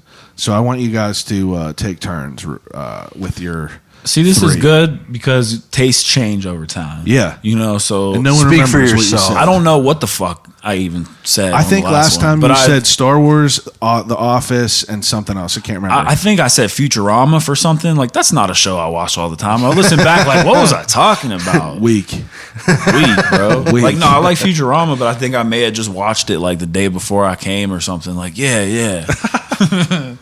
Are you guys watch The Simpsons? No. I think The Simpsons is the worst. I don't think that The Simpsons is the worst. I just, I was a South Park kid. Like, I just was a little bit later of a generation. Yeah, Simpsons just happened a little too early for me. Yeah. I also like wasn't, you know, I didn't really care for cartoons that much. I just wasn't allowed to watch it. Oh, yeah? You know what I mean? Like I was like very sheltered in that regard. Like our house was burning down around us and just like turmoil, but they're really concerned with Can't me watch watching- South Park. Yeah, honestly, that's what it I was. wasn't allowed to like. watch South Park either because I watched it since 97 or whatever the fuck it came out. My in. brother was 6 years older than me, so it's like there was no way for my parents to like. I got to watch whatever I want, but there was no way for them to like let him watch it and me not watch it. Like my Yeah, aunt that's and real. uncle, they owned a video store, so like we would go there and just like run through shit. But okay, so all the horror movies you wanted. bro, even movies that I've never seen that I still see the video box, like Monkey Shines. I guarantee if you saw the video box, you would remember walking through either Blockbuster or Hollywood Video or whatever the fuck you Yeah, had. I know we're doing Desert Island, but like you were talking about nostalgia earlier. That is like the best nostalgia for me is like walking in a Blockbuster. That was the best Do you feeling remember in the world. Media Play? Yeah, Media Play. The movie Monkey Bone. Monkey Bone with Chris Brennan- Kattan, right? Yeah, and I think Brendan Fraser. Yeah. That don't think I like saw that one. that reminds me. I never watched it, bro. Dude, it but was it weird. has cover art that like the age we were at. Like you can remember, it's like a monkey with a like banana for his little pee pee. You know what I'm saying? It was like, but you walk into Media Play and it was just like rows of that movie. I Yeah. remember it like it was not selling. You know what's funny at the time? I was like, oh, this must be a really good movie. They have a lot of copies of it here. Dude, Blockbuster, just that moment in time is like, that's one thing that I always like think about. The way I like kind of get people to be on the podcast is I think about like jobs that I've always wanted to do, talk to people who worked at the movie theater, and I've never worked at a Blockbuster or anything like that, but that was something I always wanted. I was just a little bit too old for, or too young for it all. But that was a period of time. That was a moment. There's That was still like the video. teenage burnout job of the 90s, you know? Yeah, in bowling alley. Bowling the alley. Yeah, that's a good probably call. even like of the 70s, 80s, but like for sure. There's still a video store in Millville. Is there? That'd be a good interview. Yeah, there's still a few around. Huh, I'm gonna have to Millville look would be into it. tight because that's a mom and pop store. Yeah, I would look into that for sure. Yeah. I want to. I almost want to interview the people who still rent videos. That would be good. Yeah, Melma, you know, yeah, he, buys a lot always of got videos. wild shit. You know who else does this? Fucking Chance. You know, keep Pittsburgh dope. He Oh, always yeah. is posting. He just buys VHSs from the Goodwill, and he'll post fire shit like fire VHSs, and I'm like, damn, like I remember that. Feels like Blockbuster. Yeah, man. I still All got right. Indian in the cupboard on deck. You already know I got it on DVD. I bought it. yeah, It's hell a yeah. dual pack with Indian in the Cupboard and something else wild like Labyrinth or something weird. Oh, yeah? Something weird. I was like $5 bin at Walmart. Let's get it. No brain. Still have a couple VHSs I just kept for the like, you know, the old feel. I don't have a VCR. You know, I got I- Ninja Turtles, the first 1990 joint. You already know that. Fire. Stupid. It makes me stupid. I started watching I watched like one of the newer ones and I just like I had to turn it off because the new TMNTs TMNTs. TMNT, bro. Bro, it all Bro, do you even TMNT? They're all fucking diesel as hell now and shit. Well, it's not even that. It's all they did was take Transformers and instead of like big robot CGI, they just like Michael, inserted yeah. a They're both weird Michael fucking, Bay, so yeah, exactly. That's whack. You ain't getting better than the real costumes back in the day. Yeah, that pizza just used to look so cracked. I know. It used to look so good for some reason. 122 and an 8. 122 and an 8. Okay, so you guys get to each pick 3 things to watch. Well, I will start with The Mandalorian. Okay. You love it that much? It's You thought really it was real good? Yeah, it's really Mandalorian's good. Honestly, fire. like, I mean, this is everyone who likes Star Wars has their own opinion. What the Is it best Star 2 Wars seasons? is. It's 2 seasons. Second one just came out. I'd say the second one was definitely like a lot better. Now, do I have to watch? You don't have to. Do but I have you to watch? should. No, I mean, like, do I have to watch like all the No. other movies to be able to like? No, it's a follow along with standalone that? thing. Just Okay. watch season 1 first. I'd say. Yeah. Yeah. Well, come on, I'm not an animal. But I'm not like, gonna just dive into season 2. yeah, I'd say that. I mean, it's got like the feel of the old ones, but kind of set in the era of like TV storytelling, Okay. format. So it's good. Okay. It's very good. I'm gonna pick that as my 2021 first pick. All right. What's your second and third? Oh, I thought we were I'll go. passing back. Oh, Yeah. go ahead. Yeah. I think mine's like pretty obvious, but I would go with like a hour-long compilation of like 90s Long John Silver commercials. You probably would. You definitely would watch that. I watch like I don't It should watch a be at lot of least, like, a TV, few but I hours. Ring watch the like, bell, bro. Yeah, bring a compilation, but I watch a lot of commercials. I really do. watch Like, a lot. Hulu even has like a section for me. Really? They just have a commercial. Look, first of all, TV and radio and everything was made for commercials. Yeah. It wasn't made for programs. Yeah. So, I'm really taking it to the roots watching the commercials. I hate new commercials, but I like the nostalgic ones. The old one. I mean, you really can't beat the old Long John Silver commercials if we're keeping it a buck. Like, name one, like, they're crazy. And I didn't even know they existed. It's weird that a thing that's meant to like get you to spend money is something that like can be held in high regard, like in your memory. Like that really like is a testament to how commercials really do get in your psyche, kind Bro, of. I Because like remember- it shouldn't give you a good feeling. Like, oh, they were trying to make money off you. They were trying to like hustle me. manipulate you. But now I'm And hustling now you're like, them. oh, that made me feel I'm so hustling good. them. I'm sampling their videos. You know what I mean? No doubt. This is Billy Hoyle's for eye. comeback. Do you guys remember that? Do you remember that game Crossfire where it Oh, was? hell yeah. Dude, I remember that commercial. That because commercial was crazy. Crossfire, you'll get caught up in it. I've used that in a video. You know what I mean? Crossfire. Yeah. Beat. Crossfire. Dude, those were the best. And all the Nerf commercials. Oh, Nerf was Bro, I crazy. remember they had this gun called the Secret Shot that was a pistol, and you would Peeked around the corner, right? no, that was a different one. The Secret Shot had a dart in the butt of the gun. So in the commercial, it's like some dude's like holding him up, like freeze, and he like puts his hands up, and he's like, got you, and you're just like, That's nah. fire. It is. It's fire. That's fire. Okay, so Long John Silver's commercials. You remember Skip It? Skip It. You already know. Yeah. Oh, Never skip could it. do one in my That life. was the bop it for your. Yeah, that was maybe a bop it for maybe your I'm leg. maybe I'm saying it wrong. There was some joint where you spin around your ankle. Yeah, it's a Skip It. That was a Skip It. Yeah. Oh, just counted it. I Yeah. don't know why I was thinking maybe Bop It had some iteration of Bop that. It had shit, was but- the Bop I It know was that, ill. but I thought Bop It had one that was like skip it, bop it, skip it. You I don't know know about what it. I'm saying? Yeah. Well, I don't know. about I've probably watched the commercials recently, so I think I don't know. You were in the other iteration of the You were watching some dimension weird we shit. live in. I don't know, I bro. swear to God, I'm in dimensions. All right, you what's didn't even number know we 2? lived inside. I'll go with the classic, The Office, the obvious Yeah. choice. With the serious answer, and then Billy Hoyle with the joke answer. Oh man, I'm why fucking is with you, that? bro. I'm fucking with you. We're gonna get in the car out of here, and I'll be like, I really didn't like how you conducted yourself. It's like, I'm canceling the album, bro. I thought I was gonna have more time. I didn't think you were gonna default to the Office shot. I mean, that's all right. I'm going to cut out any downtime because I'm a professional. Oh yeah, facts.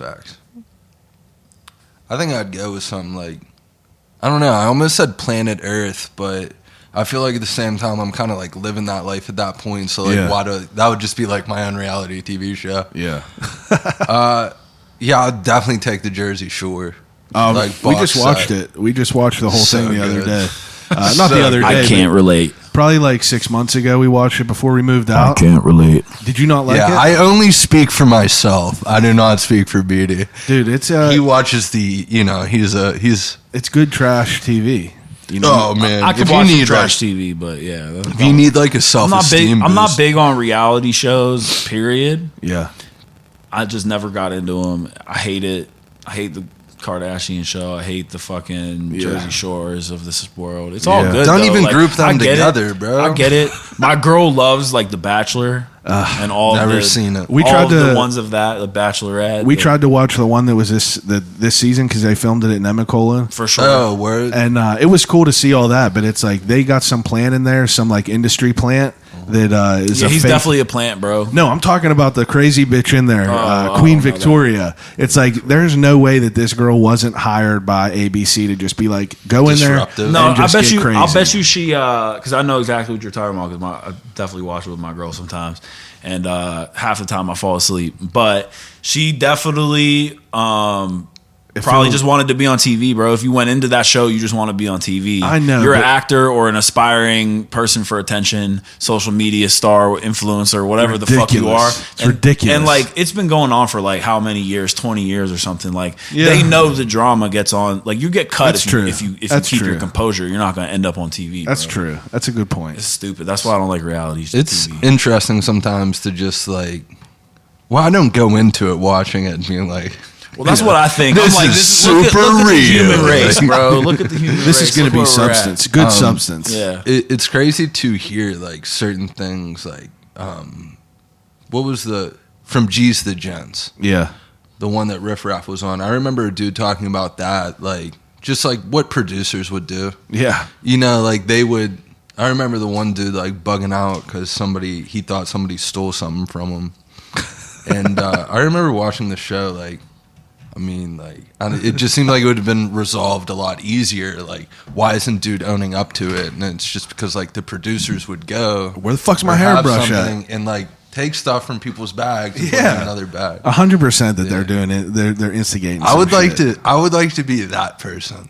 The producer of a reality show. Yeah, this is what I was talking. They didn't even to. got to give me the title. They could just call me like The the PA. guy, and it's just like I'm just going around like fucking with people. That's all I really want to do. Bro, is this like is- mainly mess with my friends. This is me and Antoinette were talking about this because in the one thing of The Bachelor, they like took them into some haunted house, but it was during quarantine in Nice. some resort. It's like the shit wasn't haunted, but like imagine the PA that was hired where they're like, go sit behind the couch and act like a baby crying, and it's That'd be just so like some tight. young girl trying to make it in that industry, and she's just like, like making weird noises. I think I'd be really good at things like that, man. Just like I would like to just really like subtly fuck with people for most of my life. Yeah, Like just on some real stupid shit. Like like some Impractical Jokers type shit. never seen it. Oh, dude, honestly, Refuse to. I slept on it so long. I can't watch it. My buddy Bakos thinks it's too good, so I just like can't watch it. Out of It's spite. funny. All right, third pick. Third pick. I don't really know, man. I don't know because like my tastes changed so much, but I don't remember if I said this last time, but I'll go with How I Met Your Mother. 'Cause Never I like watched that it. show. It's really good. I mean, it's looking a little dated today. I love watched it NPH though. every few years. I'm a for the big last few NPH years. fan. You've He's never great. watched How I Met Your I Mother? mean, that's It's probably good. his. I mean, maybe his best role. Like if you're Show a with fan. it. He was Doogie really Howser. good in Harold Well, I mean, if you're a and Doogie Kumar. Howser I'm just fan, kidding. I I'm mean, just I don't kidding. know. But like, if you like his more ironic, Yeah, stuff, Harold and Kumar that's- was hilarious. Harold and Kumar was really He's good. basically the same character Yeah, from it's- Harold and Kumar. Oh, It's an really? extension of that. It's- Isn't his yeah. name Barney? Yeah, Yeah, I'm gonna have to watch it for sure. It's good. I have so many people that have said that that's a very good show. really, really Did you know he's I a slept on very it while I was accomplished magician? yeah. Yeah. He's a magician in the show too. Oh, really? Oh yeah, for sure.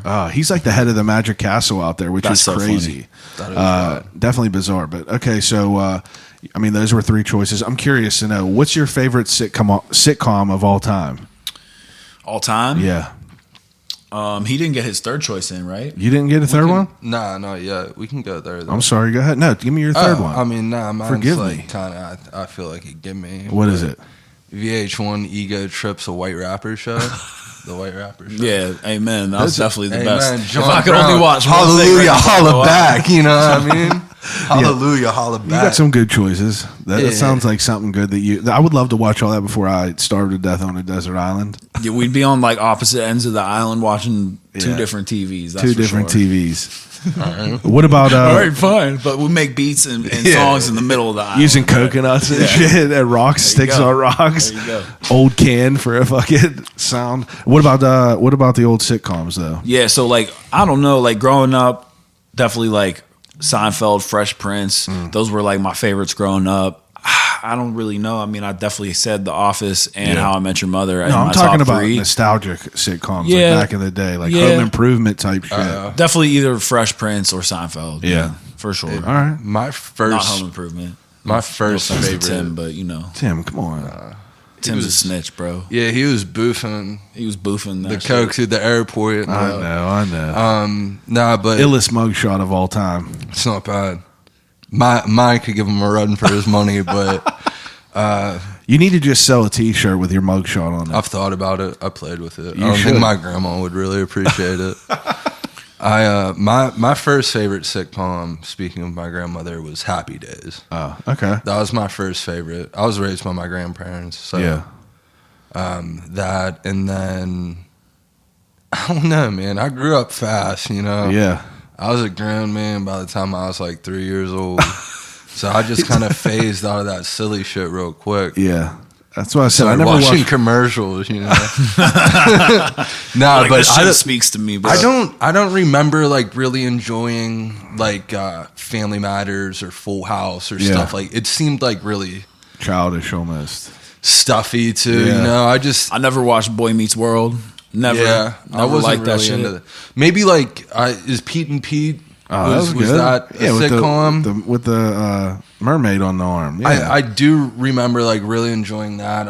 I really really liked Hey Dude. Oh yeah. You know, I remember Pete and Pete whenever he got the thing stuck up in his nose. That episode that was good. dude, I don't remember Pete and Pete that much as I remember how much I enjoyed it, which I think ultimately is I think it's is more because important than anything. It was just a show about nothing. That's why. Yeah. Like there was an episode of him like and static electricity. He would like always shock his hand on the door. Whole episode was about that. And you're just like, all right. It's weird. That's do one of those shows I remember- didn't recall. Like when a friend was like, "You remember this show?" I'm like, "No." Yeah. And then they showed it to me. I'm like, "Oh yeah, Yeah, the very mermaid bizarre. tattoo and the redhead kids." I do remember this. what I remember the most about it, oddly enough, and I was kind of thinking about this because we're always trying to think of ideas to market, promote, everything like that. But I remember getting a Pete and Pete cassette or something wow. along those lines. But you had to send in like, You're a Pete and Pete stan. yeah, swear to God, bro. That's my He was only writing tattoo. letters to Stick Stickly back in the day. I fam. swear. But they P.O. box. you'd send in like, you know, proof of purchase or like some little game, something Yeah. like that. And that's what you got. And it's, you know, we have a lot of great things about It was ill back then. where you, technology, but those things were like the Yeah. anticipation of receiving those Yep. things. We need to figure out how to redevelop the idea of like the Toys R Us cart run. oh man, Yeah. We gotta repackage that somehow. I That's don't know dope. how the fuck we're going to. that was but dope for sure. Yeah. All I right. used to dream of that. I'm curious. So I usually ask second category is usually 3 books to take on a desert island. But I just want to know, like, what's your favorite track on the new album? Oh, okay. That's hard. Like I don't know what my favorite track is because like I like different ones for different reasons. What Like, about top 3? Can you do a top 3? Work with me. Meet me halfway. Yeah. He said you guys compromise easy. I'll give I you don't, mine. I don't lay flat for no one first and foremost. But you know, yeah. I mean, I definitely like for like out of the singles we released, I think Juxin is like a strong jam that kind of represents like the themes and the overall feel of the album. As a sleeper cut, I kind of like Greenish Eyes. It's got like a nice musical number in there. The beat is very like open. Like there's drums optional tracks on this project, so like that's kind of one of them. It doesn't even have a snare in there. It's just got like a kick that it rides. I like that one. I like Schemin'. Yeah, Schemin's probably up there too. I mean, the ones we're dropping as singles, Blood Money, Yeah. Juxin, Rabbit Holes. Like I definitely feel like those are 3 of the strongest songs. But other than those, probably like Greenish Eyes and Schemin' would be like my favorites. All right. What about you? Just to say, you know, like same thing, it's very difficult to choose. And there are like moments throughout it where I'm like, this is my favorite for Yeah. different reasons. But I think all in all, Neverland and Rabbit Holes in my mind are my 2 favorite. Okay. Yeah. Well, now, whenever you like, it changes though. Like you've had moments where it changed. Yeah, I mean, like, just kind of match, like, my attitude or how I feel about myself in the moment. My favorite song is always the most recent one I've done. For sure. And then, you know, by the time it's coming out, like I'm for sure sick of Juxin now. You know, like now that I, you know, just to getting it out to release, like you're sick of it by that point. Let me talk on that for a second, though. Yeah. So it's like for you to, let's say you record a song that has not been put out as a single. Do you ever like go back like months later and like let me put walk you different through other it. shit? Let me walk you through it. So you hear the beat. Maybe you're there for the making of the beat. Maybe you're not. But you hear the beat.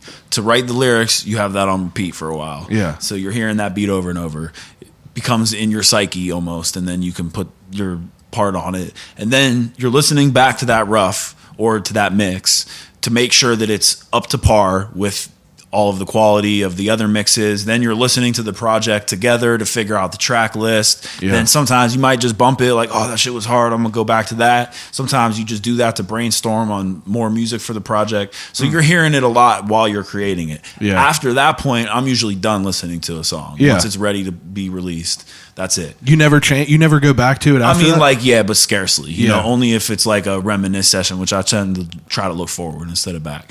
And like, Oh, I like that. yeah, I like that. and then He said, you know. I'm like 40 chess right now. Yeah.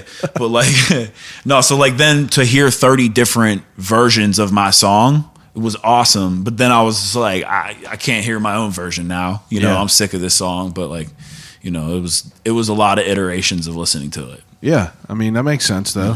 It definitely makes sense. You're listening to it all over and over again. It probably does lose a little bit. For sure. Now, okay, last category is 3 CDs to take on a desert island. I just want to say, like, I left out Resident Evil 4. I think the last time as one of my favorite video games. Oh, okay. I just want to say Resident- whatever Set the the fuck record I said. straight. Let me I just thought set you the were- record yeah. straight right now. I thought you were bro. about to be like, I would take Resident Evil 4 on a desert island for something to watch. I was like, bro, I don't even know what Resident Evil 4 the movie is or you're if sick. it exists. I would have said you're sick about it. No, that would be sickest crazy. boy. But like, definitely that video game. And then The Resident Evil games were so scary. they were cool, man. Yeah. I can't play the new ones. Like once the graphics look older, and then I'm like, all right, now I'll go back to it. I don't play. I just any- played 6. Like, Are you a couple video years game ago. person? Yeah. Yeah, you play a lot. I have a Zelda tattoo, so like I definitely fuck with video games. Yeah, I'm Don. big. So what's that? What's up? You got rep your set, bro. Rep your set. Excuse me. Yeah, but like I was shooting shit. I was shooting gems with the slingshot too. Let's so, go. you know Let's what I go. mean?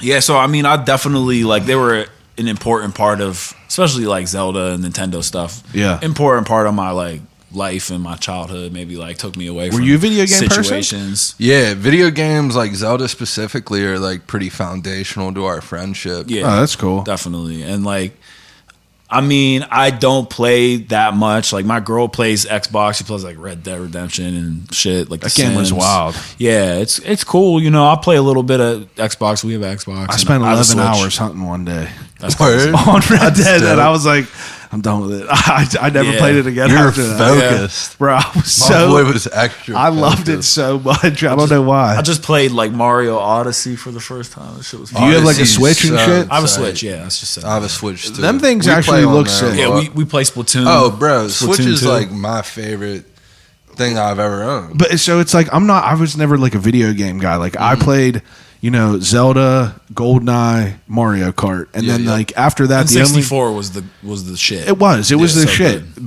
But after that, the only game I ever played, beginning to end, was The Last of Us. I've never played anything else. Okay. Yeah. And but the Switch looks super dope. Like They're I, fun, man. yeah, I would love to. I was thinking about getting one of them for sure. My Now- favorite part about it is, you can play it on the TV like as a console, and it's also handheld. Yeah. So if my girl wants to watch something on the TV and I want to keep playing, Yeah. just pick it up and keep going. Which I guess that functionality was available on the Wii U as well. Yeah. But like, there's just nothing lost on the Switch. That's dope. Like you could play. I wouldn't because I also have a PlayStation, but you could play like FIFA or 2K on there or something. You'd which be seems, sick if you were playing that. on there. which seems so odd to me to be playing something like that on a Nintendo console. Man, Blitz was the sickest. Oh game yeah, ever Blitz at was the truth, 64. bro. Okay. I miss Blitz, but What now? Third is CDs. So oh yeah, I want to know your 3 favorite CDs. I mean, like, and I want you to say, not just like the theme song to Pete and Pete. I can't like play around with these answers. I can't play around with these. Nah, but I mean, like, one, I've said this on both. This has been, I'm pretty sure, one for both of mine. Two different CDs, same artist, but MF Doom, R.I.P. MF Doom. I would probably take like Doomsday. I think I switch between Doomsday and Food a lot as far as like I switch a lot between my favorite albums. MF Doom and his other alter egos like quite a bit. I think like Doomsday ultimately would be my favorite. I'd have that on there. I think it's so wild that he was like, you know, passed for that like long. It was like the most Doom-esque thing I could imagine. Yeah, you know like what I mean, I thought the world was gonna end. Like I honestly thought, like, yeah, because on a song on Doomsday, Operation Doomsday, titled Doomsday, like, just like, I mean, you can, you know, yeah. I'm not gonna say I wasn't grasping at straws or like reaching. And I'm also not going to say that I actually thought the world was going to end. Yeah, but I get what you're saying. There was like moments there. You know, I was just listening to that. Like that dude, like for someone I don't know, like meant a lot to me because the way I got put on to him and everything, it was just like this kind of secret society that like aligned musically and like culturally with everything that I really appreciated. And like for the first time, it just like, you know, one of those times where you really felt seen. Yeah. It's like, oh, he took like everything I love about this, removed everything I didn't, added these kind of new things in. And yeah, that it just, he was capable of doing that. But I'm sorry, I was just listening to him kind of like, you know, losing the train of thought on that day and everything. Talking about Doom, right? Yeah. Yeah.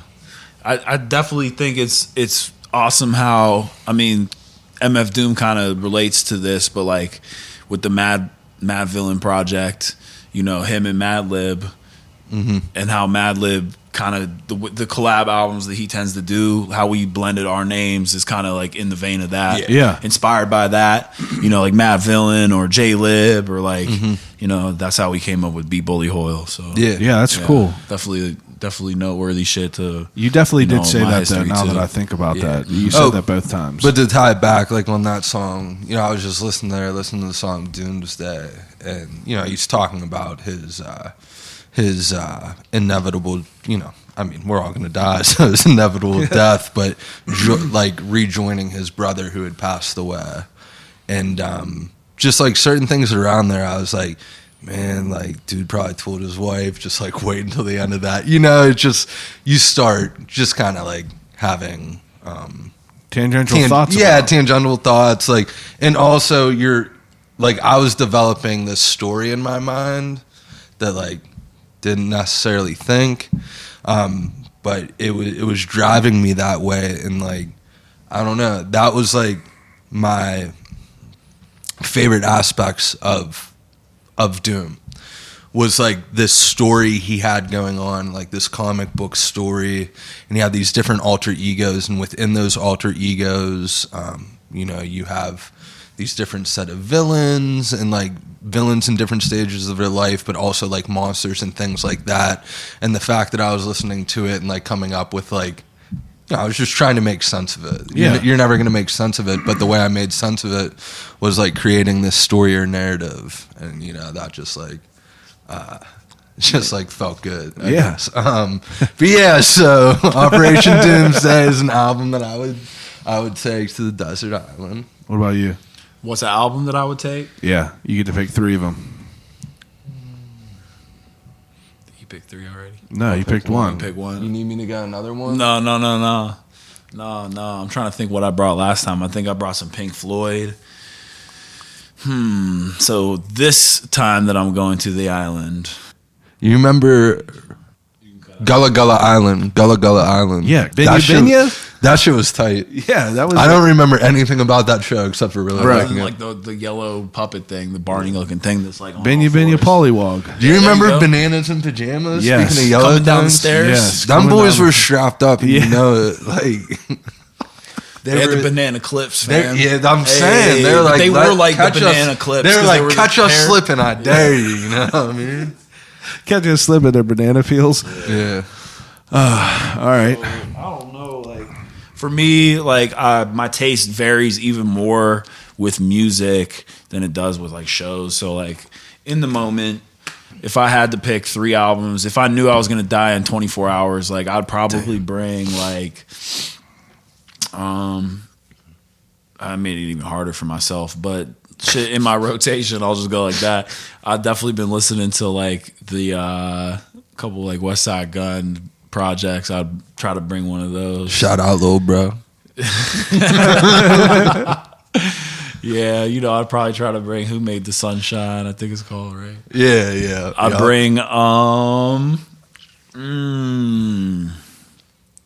well, that's my first pick. I'll let you go for the second one. You know what I mean? Okay. Yeah. I always surprise myself when we get to this point, and I'm like, I knew this was happening. How did I not? Yeah, I didn't anything? prepare anything for That's this. all right. I tried But to it last blows time. my Yeah. mind that I do it every time. But I don't want people to do it. I'm That's always, why. I'm always like, I'll be able to think of something when we get there. but it's I like definitely it's like got a it. rush. It's like too Yeah. much coming at one time. Yeah, and you are flooded with like the most recent things that you've like listened to or intake. But it's gonna sound like a joke, but on a serious note, if you know you're saying like within 24 hours, or it's like if I just want to feel like reconnected to like my youth, like I'd probably bring like a Weird Al album.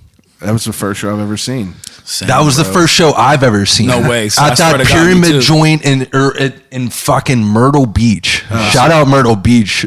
The fucking Honestly, the Running with Pittsburgh of Scissors? the South. Running with Running with Scissors? Scissors? Yeah. See, I Running saw with Scissors? No, I saw it whenever the Star Wars song came out. That was Running with Scissors. Was it?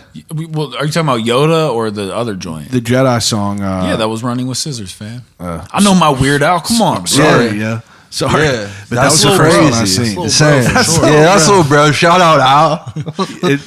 I call him Alfred, you know, but it's all good. You know, he's I little call him bro. Big son. A, yeah, that's I A. call him son. He calls me dad. Yeah, that was my first show though, and it was wild. It came out in the fat suit and everything. Yeah, Yeah, that he was. I killed mean, that. Yeah, he That was was definitely a good Stage performer. presence and yeah, an actual performer. His breath controls. It probably is though. I mean, I was 12 or something when I seen him live. Bro, think about like That's how crazy. We all saw the same first show though. Yeah. Was that your That first- was my first show. That was the first show I went to that I got to pick. Yeah, I mean, Like I I was in mad Christina Aguilera concerts I never with did my that. like Yeah, sister me and either. everything. Never did that. But I was at like that era. I was with like, Celine Dion with my mom. Shania Twain. Come Shout on. shout out, little sis. You know what I'm saying? Salute. Weird Al, Junior, yeah, Weird man. Al though. It's like think about like he's almost like a he's so well respected. But like think of all the songs that he redid and like the people that let him Yeah. get on there and just like kind of make a mockery, like Coolio and shit. The cool part with a lot of it is like with copyright law or parody law and everything, like he doesn't have to get people's permission. But I think that he did. He get does. permission. He does, but he doesn't have to. Well, that's dope, then. And he does. That's what I mean. Like But that's he didn't. dope. But didn't we read? He didn't get. We literally just looked this up like a couple days ago. He didn't get Coolio or Eminem's permission, right? Really? But I think he got the label's permission. in those That situations. makes sense then. I think he does maybe Oh, that have would make to sense. navigate those. But he didn't get, Prince, Eminem, Michael Jackson. So a lot of people started allowing or like saying okay to Weird Al, I guess, from my understanding. Because that- Michael Jackson said yes. Yeah. And that was like the standard. It was like, well, if Michael Jackson said yes, we can say yes. But he said yes to Bad and Beat It. Yeah. But he didn't say yes to Black and White. He didn't want, Wasn't that later though? yeah. Yeah. But he's notorious for saying yes. sure. But he's also on that list for saying no. That's cool though. Well, no big deal. Weird Al. Yeah. Okay. What's yours? I mean, on that note, I'd bring I would another probably Weird Al bring CD. Thriller. No, I would bring Oh, Thriller God. for sure. Oh, yeah, I yeah. guarantee that was on my original list last Fire. time I was here. But That's fire for definitely sure. one of my favorite albums of all time. I could listen to it anytime, any mood. Did you or either of you guys a fan of Selena? No, They- not really. I saw the movie back in the day. Fire back in the day, but they just put a series on Netflix of it. Oh, yeah? dude, it was so good. It was really really good. That's cool. I gotta check that. I gotta check out the Biggie documentary. I didn't watch that yet either. I So saw much to watch, bro. I saw someone tweeted like, even though it's everything that you already know and everything you've already heard and everything you've already seen, it still does the job of like letting you know like how he like changed everything from being super young. Yeah, But I mean, I'm interested to watch it. I think being like as far removed we are now, and especially as kids, like finding out about him, even though he was alive during our our lifetimes. I think you and I were like 7 when he passed, and you might have been like 9 or 10. I was 10. Yeah, like Or 9, you didn't have like the scope, and like I think the thing with those documentaries, it's like really puts things in perspective as to like that was a short time period. Yeah. It really He was. was And he was active in a 24 or really something, Yeah, right? 24. 24 is a ridiculously young age to stop He was living. and like that shit happened very, very quickly. And I think when you get far removed and you just look at the accolades or you just look at the records, you just think things like that, like you place them on a timeline yourself. Yeah. You know, I mean, they become larger than life. You don't see that. Those documentaries, like they put things. It kind of put you in that time period, and you kind of learn a Yeah. little bit more. Yeah, a good documentary will like let you know that. That's sick, though.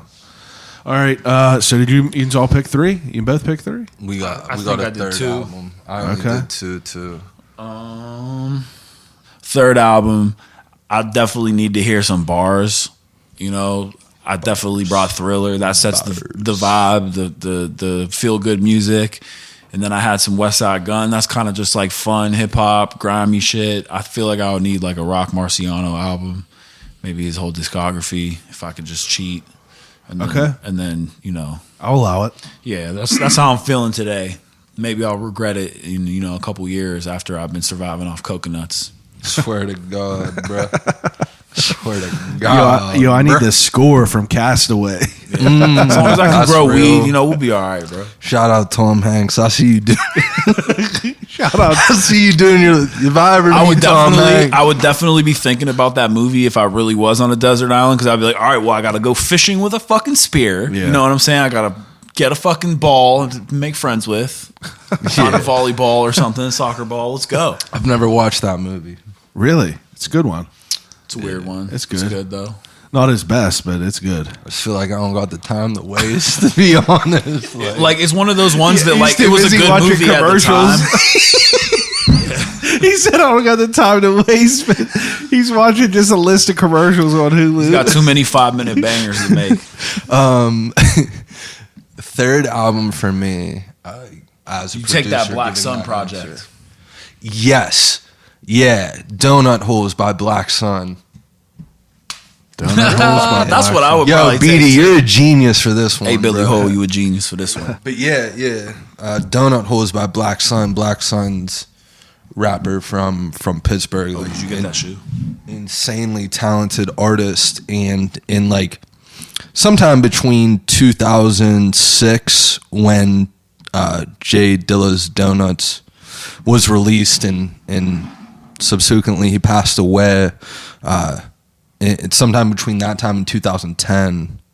I think he did it like. Are you talking about when he recorded it? Yeah. Yeah, I think he recorded it like the same year because Yeah. that album came But out in like it 2006 came- February. I think he came did it out in before like the end of the year. 2010. Oh, I All thought the it came out blog- in 6. All the blog posts I found, Yeah. like Rory's blog and everyone, were 2010 blog posts. Should we field a phone call? Should we Yeah. call Soy Sauce and ask him? Yeah, yep. On the podcast? Yeah. Live right now. Have you ever done that? No, go ahead. Hold it up to the microphone. All right. Speaker, too. How about whenever Rabbi Markey said he wanted just a Jay Dilla mixtape of That was J-Tone so great, beats? bro. That was so great. Hey, what's up, man? How you feeling? Feeling good. I'm recording a I'm recording a podcast right now. You're live on it. I think I have to tell you that. Oh, cool. We're talking about Black Sun's Donut Holes album. Yes, You hear him? Yeah. Yeah, bro. So you recorded that, right? I did. And actually, when I was cleaning up in the studio, I found a copy of it because I've been looking for it, and it's so good. It's so good. I just listened to it. But I didn't have the. To be honest, I wasn't that familiar with that record, and he basically just kind of hit me up, and he was like, explaining what it was he wanted to do, and I was like, okay, all right, so you want to rap over these? And I was trying to beat map them to figure out the tempo, and he's like, don't worry about that, I'm just gonna like bang these out. Yeah. And he just slammed through those tracks. They're perfectly written to every nook and cranny of each of those beats, including like integrating the samples in with like the middle of his words and stuff. And he did it all in one. He did everything in one take. And Right. most songs he didn't even do a double or an ad-lib. Legendary, man. Like, he's such a great artist and just super my dope. God. Me and Billy were listening to that the other day, and I was explaining to him what you just said to me. I was like, Soy recorded it. Like, I know he did a lot of this, like in like one takes, first That's so takes. crazy. You know, like rapping for like minutes at a time. The beats will be changing. The tempo changes like within a few of the beats too, and he just like matches everything perfectly. It's crazy, mastery. Yeah, that's wild. Yeah, and I think he even had everything memorized too. It wasn't even like he was reading off like paper or anything. He just knocked through them. It was such a rushed thing. I think we did the whole thing in like 3 hours or something like that. That's crazy. So cool. It's unreal, man. Like, it really is. What year was that? By the way. What year was that? Oh shit, I don't know. It was at the Touchdown location on Trenton, which is between 98 and 6 years ago, 2000. We were trying to figure out if it was in like 2006 or 2010 or somewhere in between there. Somewhere around there, yeah. Definitely somewhere around there. Because he kind of like, he just kind of stopped rapping. We're going to get him out of retirement. Me and Billy are going to get him out of retirement for sure. You got to, man. He's so good. He's a legend, man. Yeah. And we made a couple What's your podcast bangers. called, by the way? It's not my podcast. It's called I'll Call You Right Back. I'm a guest right now. Me and Billy Hoyle are guests on the podcast. Oh, you're guest, and I'm a guest of the guest. You're an invited guest, man. Shout out to Soy Sauce for anyone who doesn't know. He's been my engineer since 2007. He mixed this And, project. mixed this project, and he's a good friend, man. So It's my birthday today. happy birthday! happy birthday. You were expecting a happy birthday call. That's why we were calling. It's so lit. Yeah, This was my birthday gift to you. Yeah. I know. This is what I did for you, bro. You're putting me on, man. I swear to God. Yeah, right. I owe it all to be. You're putting me on. You're making me look cool right now. Oh, this is awesome. Yeah. Yeah. What else were you thinking about that track though? About that record? The donut holes. Well, we gotta get him to re-release it. Absolutely. On Dilla's next birthday, maybe. Yeah, that would be cool. That's like a whole year away, but I mean, Put it on. remaster it or something. Yeah, we'll definitely chop it up. But yeah, I can't wait to see the new studio, man. That's so dope, man. You're gonna love it. I can't wait, brother. All right, bro. I'll call you right back. All right, I'll call you right back. All right, later. That's tight. Peace. That was dope. That was a good promo for you right there. Yeah, that was but that was cool how that that sounds good. That definitely sounded good for a spontaneous. Yeah, absolutely. I mean, I honestly wanted him to hear it too. I wanted Billy to hear Soy's explanation of it because we pulled this up. We were with this other artist from Chicago that he works with, James, Shout out Flavor James. Child. Shout out James we, the Flavor he was playing him some cut up Pittsburgh videos, and I was like, well, let's give him like a taste of like actual raw Pittsburgh hip hop. Like, Yeah. put on this Donut Holes project, and like really he is just rapping over like the whole J Dilla Donuts album. Well, It's that's wild that he did it just all. It's real quick like incredible that. for what it is, knowing absolutely nothing about it. Yeah. You know what I mean? You'd It's be just amazed good, no matter man. what if you're into that type of style of music. Like, he sounds like he should have been on the beats. And that's such a difficult thing to do with that. And that's why like that album and just like that man. You got to Jay send it to Dilla me after this himself. for sure. Absolutely. It's on YouTube. We'll send you the link. Yeah. That's why it holds such a special. He holds such a special place in people's hearts, is because like it's irreplaceable. You can't redo it. It's him. It's human. Yeah. There's emotion, like the story, and like the story behind. Talking about donuts, though. Yeah. Okay, yeah. The story behind donuts is like so like that shit. Like I think about that sometimes, and I like it's motivation. That's that shit I think about before I go to sleep. It's motivation, it's inspiration. It like makes me want to cry. Like it's what you like aspire for. Like this man just like loved it so much. Like even on his deathbed, Yeah. He made an album. Like what would you be thinking about? Yeah. What would you be thinking about in that time? And at times, sometimes you could think of that like that was his distraction. That's all he had, not to think about what was about to happen and everything. What would you be doing? Like the story behind that.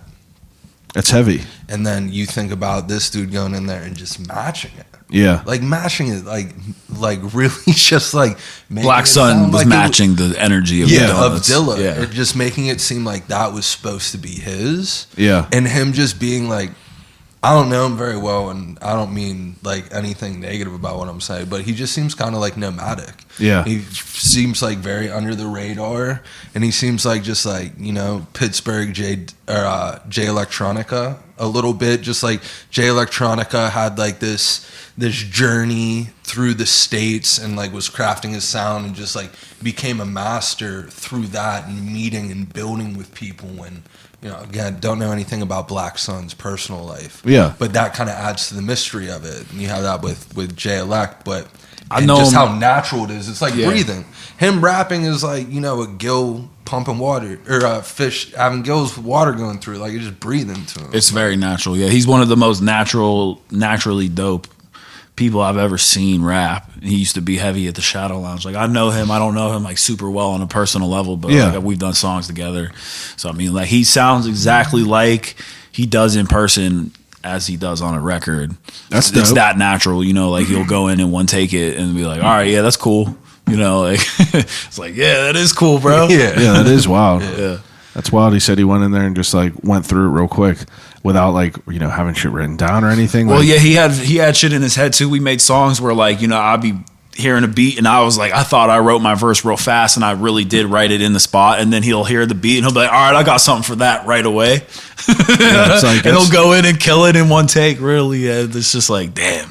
Yeah. He's are a you someone master. that takes like do you have to write your shit out, or can you do it like? Yeah, like I like to write it in my phone. Like, I know people do it in their head, but like I have too many speedy thoughts. So like it makes it real once I write it down. I memorize it immediately once I write it. He can actualizes it for me. freestyle, but he can freestyle just nonstop. Yeah, like for sure. We drove out here, and he was freestyling for a little bit. Sorry. Like off. No, I love it. I love that.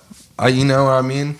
But it's, if it is music, if it's going to be put down, he puts it down. But he can just go off top for. It's always interesting, like what, like, because like I said, I've never done it, so or like I have nothing in that. Should have like, done a Juxon cipher, man.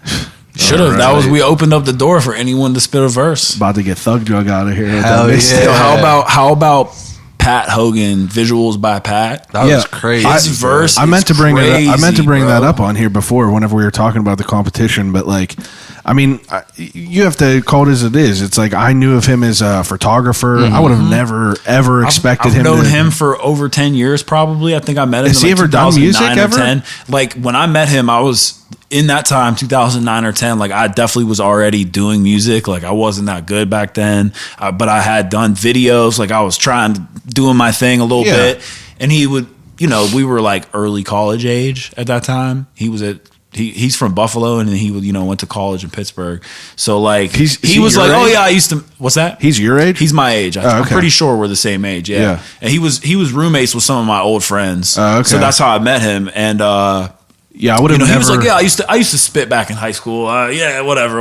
You just hear people say that. It's like, yeah, whatever, bro. You're a cool dude. I don't That's care. That's exactly how I felt whenever I was like, oh, he put in a verse, and then I watched it, and I was like, oh, That's how I felt too. I think that like there was a lot of quality verses, but I was most impressed by the fact that I didn't really know he could rap that well. And dude, it was dope. One of my probably top two favorites. It was definitely dope. I was very, very surprised, and Just sitting in my pockets. I know that was wild. He said something. He was like, "You worrying about the bread, but you can't afford the lunch meat or something." Yeah, that It's shit like- was cold. Yeah. his flow on that too, like the cadence, just like where he was hitting, like he was crossing over bars a little bit. Yeah, he Shit definitely was. nice, bro. He had That he shit had a was lot of nice. nice Yeah, like it was writing fluid. qualities. That's why I voted for him, because like like you said, there's different like categories of it, and I was just like, that was so unexpected, and like it was so like above what I would have expected. And I definitely judge a book by a cover. I love how he approached it like a battle too, like a dude trying to tear people's heads off in an actual cipher. He's like, ain't no one fucking with me. Yeah. So far, everyone who I've seen, and like, you know, he's just being competitive. Like, he doesn't really feel that way. Everyone was commenting, like showing love on each other's videos. I definitely it was all liked for it, the though. love. But like, I like how he came like for people's like necks, kind of. Yeah, for sure. hell yeah, that's it held nothing back.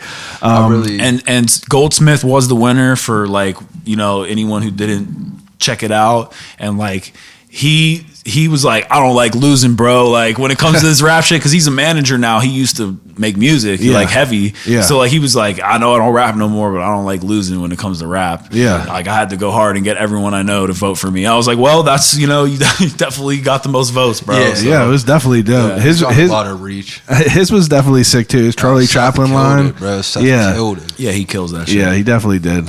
Everyone did for real. Yeah. Everybody killed that. Okay, so there's 3 more questions. Okay, the third to last one is We stretch these questions longer than that's the all rest right. of the podcast. That's all right. This is what we're here for. Yeah, this is what we do. So the third to last one is the death row meal. So you get to pick, you know, the meal you have before you die. It's like, what would you choose from? Well, you can have as much as you want from wherever you want. I'm calling Capitol Grill, getting the lobster mac and cheese. Capitol Grill, is that up on Mount Get a Washington, bone-in right? steak. Yeah, that's downtown. You're thinking of I don't know what you're thinking. You're thinking of Kogo's. Yeah, shout out Kogo's, Capitol best Grill. pepperoni rolls in life. Swear to God, Yeah. dude, they really are. Yeah. Capitol Grill is like a chain, but it's just like the good nice steakhouse. They serve you fancy. You said the lobster mac and cheese you wanted. Yeah, I mean, you know, for sure. I want that lobster mac. I want the mashed potatoes. I Yeah. want like a nice like bone-in steak or something. get See 'em. what they got on special. You Swear feel to me? God. You know, I want them to be like, yeah, yes, sir. Like, here's your steak. Is it Yeah, is an it to your experience liking? And of wait it. for me to take a bite, and I'll be like, nah, bro. Like, bring that. Nah. What about a dessert? I don't know. You a dessert guy? Yeah, like I like apple desserts. I think like I like a little bit of everything. I'm into like starch over like sweet though, if that makes sense. You know? Yeah. But I like You savory Or over chocolate. sweet? yeah. Yeah. That's all right. Apple though. I like apple desserts. They're either like, you know, the best or they're the worst. I like Yeah. Uncrustables. Maybe I have Uncrustables for Man, my dessert. I almost bought one at Feel me? Get-Go last night. I mean, I I did. can't eat Uncrustables because like I will literally A box. There's a 4-pack, so like I have Box. to just get the 4-pack because I'm gonna eat all 4. Gone. And if I get the Bop, like the bop, bop, yeah, bop. yeah. Yeah, that's it. Put them in your pockets, let them like melt for a sec. What about you? Oh, Delacella's pizza. Delacella's No-brainer. Pizza. Yeah, I think you picked that on here last time. yeah. With cream soda. You know what I'm saying? Yeah, Verner's. The pops there. Yo, you know what I like is the red cream joints though. You gotta have that food coloring. Ooh, you know, like dude, the like Cherokee Cherokee red. Red. Oh yeah. Bart's got It's red gone. cream soda too. Cherokee Cherokee red is Red. is now Big Red. R.I.P. It's just Big Red now. They just repackaged it. Is it? I didn't know that. Me either. More you didn't know. know. Get that red hot out in Elwood. You know, they'll tell you. What about dessert? You a dessert person? I mean, like it's not a typical thing for me, but like, you know, I'll get busy. Well, what is it? Death row dessert. Mountain Dew, No, fam. bro. Yeah, Mountain Dew. Mountain Dew. All I want right. a Mountain Dew pie. Mountain Dew in a bong. You know what I mean? Nah, honestly, I really like tiramisu. Fire. Actually, let me think something. Tiramisu is fire. Maybe though. like the oak monitor. Oh, You know, that's good. That's good. maybe a little cannoli. You know, Yeah. I am like A little cannoli. 6% Italian and shit. I don't like to brag. I think Uh, that's like the majority of what I am, and I'm like 6%. All right. All right. So, second to last question is, you know, I usually do the Turner's Crate. Turner's Crate is where each person like puts a question in it, but I've been changing it up. So this is a very revealing answer. Yeah. If you are going on a road trip and you got to go into a gas station, you can only pick one snack, one road trip snack. You know, the only one. What would it be? Beef jerky. Beef jerky. All right. Damn, bro. bro, because I'm in this situation all the time at the gas station. I'm like, I don't fucking like anything here. Like, I'll either get, I know. I like I said, $20. See what I'm about. Yeah, I seen you tweet that. Yeah, give me $20, fam. I'll go to fucking Walgreens and get all the dollar like cookie bags with $20. Bro, I love a snack. I mean, like, if we're going like gas station candy, I like a Reese's or one of the Reese's, like Nutrageous or like the Fast Break, or I like a Kit Kat, or I like peanut M&Ms. You feel me? Nah, if we're going chips, I like Cool Ranch, Doritos. You know what I mean? Have you had the 3D? Oh, he gave salt me and the vinegar, nasty boy. face. Salt and vinegar. Salt and vinegar, you know. That's like, oh man, come on. That's all right. I'll have mints. so I'm at a gas bro. station, bro. Wait, I'll grab wait. some mint. So have you had the 3D Doritos since they've been back? Nah, I remember them from when we were kids. Honestly, they're trash. Ain't the They're same. not hitting the same. All it is they're a bugle, but it's just with the flavoring on it. Little seasoning on it. Weak. Okay, so the last question that I ask everyone is, if you could have a conversation with anyone alive or dead, who would it be and why? You cannot pick a loved one, like a family member. Can't pick a family member. Alive or dead. I definitely said Leonardo da Vinci last time. No, I'm saying Leonardo DiCaprio. Bet. No, I'm playing. My bad. I don't know, like, The Basketball Diaries, Leonardo. yeah. I definitely don't need to talk to Leonardo DiCaprio, but he is a great actor. I mean, Definitely one of my favorite actors. I just watched Wolf of Wall Street the other day again. It's so good. Never seen it. You're sick. Dude, I was out on the block getting John Silver's commercials. I don't got Since time I for was that 3 shit. years old. Since I was 3 years old, I was out on the block getting money. We didn't have time. We didn't have time for these Since I fucking was 3 films, years bro. old. I've been a grown ass man since I was 3 years old. Since, you know, Since 93, homies. 93. I love cinema. My favorite films are Citizen Kane and Boondock Saints. dude, he's so fucking good. Fuck, I was gonna say Brick, but Brick's a loved one. You said dead or alive? Dead or alive? So you could talk to someone Yeah, who's I mean, alive, too. I mean, know, but like you talk to Brick. we That's a have good access. answer. I mean, Brick Diggler, yeah, for sure. I mean, like, I do talk to Brick every day. It's mainly just him texting me, "Let's freaking go" and woo, like, legitimately, like 30 times a day. Just like, you know, Here's the eggs I made. Let's freaking yeah. go. But like, that dude, he started getting involved in like the music scene, like even in New York at like 13 years old. Like, I can't, like, I've been like, in the last 10 years, there's really probably like maybe 8 days total that I haven't talked to Brick. Yeah. You know what I mean? And when I was first getting around him and younger, like, he would tell me stories like that. I wasn't, at 19, 20 years old, you think you're more far removed from 13 than you are. You know? And when he would tell me those stories back then, it didn't resonate much. Yeah. I was like, oh, that's cool.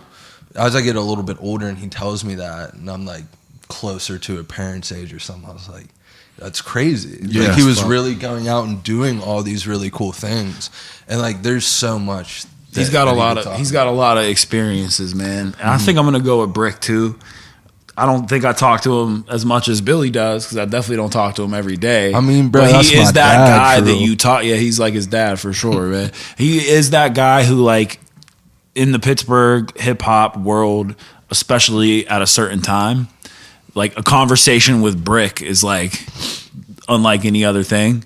You know what I mean? Like, going into Time Bomb, like, that's part of like the appeal and like the vibe and the energy of what that experience was going in there, and he's what the fuck, talking all this holding shit. court and shit. Yeah, holding court. He's just he's like a wrestling personality in so many ways. He just goes up there and grabs the mic, and he's like, "Listen, everybody, this is what I'm saying right now." And you know, we released that Talking Pittsburgh with Brick Diggler video. That was an idea I had in 2000. I don't know what year I had the idea, but I filmed that footage in 2014. Really? You filmed that's that? in the old store, man. And I'm That's surprised on at how South many people Island didn't Street. notice that. Oh, wow. Yeah, so like, South Island. yep. You've had that for that long, huh? I sat on that for a while. Like, I mean, like, I literally hadn't glanced at the footage since I filmed it, and then threw like part of that edit together, and then like we were just looking through old stuff, coming up with ideas, and I was like, what the fuck? This is so funny, dude. Like, this can still like work somehow. Because it's just time. I saw so many people sharing it. Yeah. that people love Brick, and people, he's an important part of like the music scene.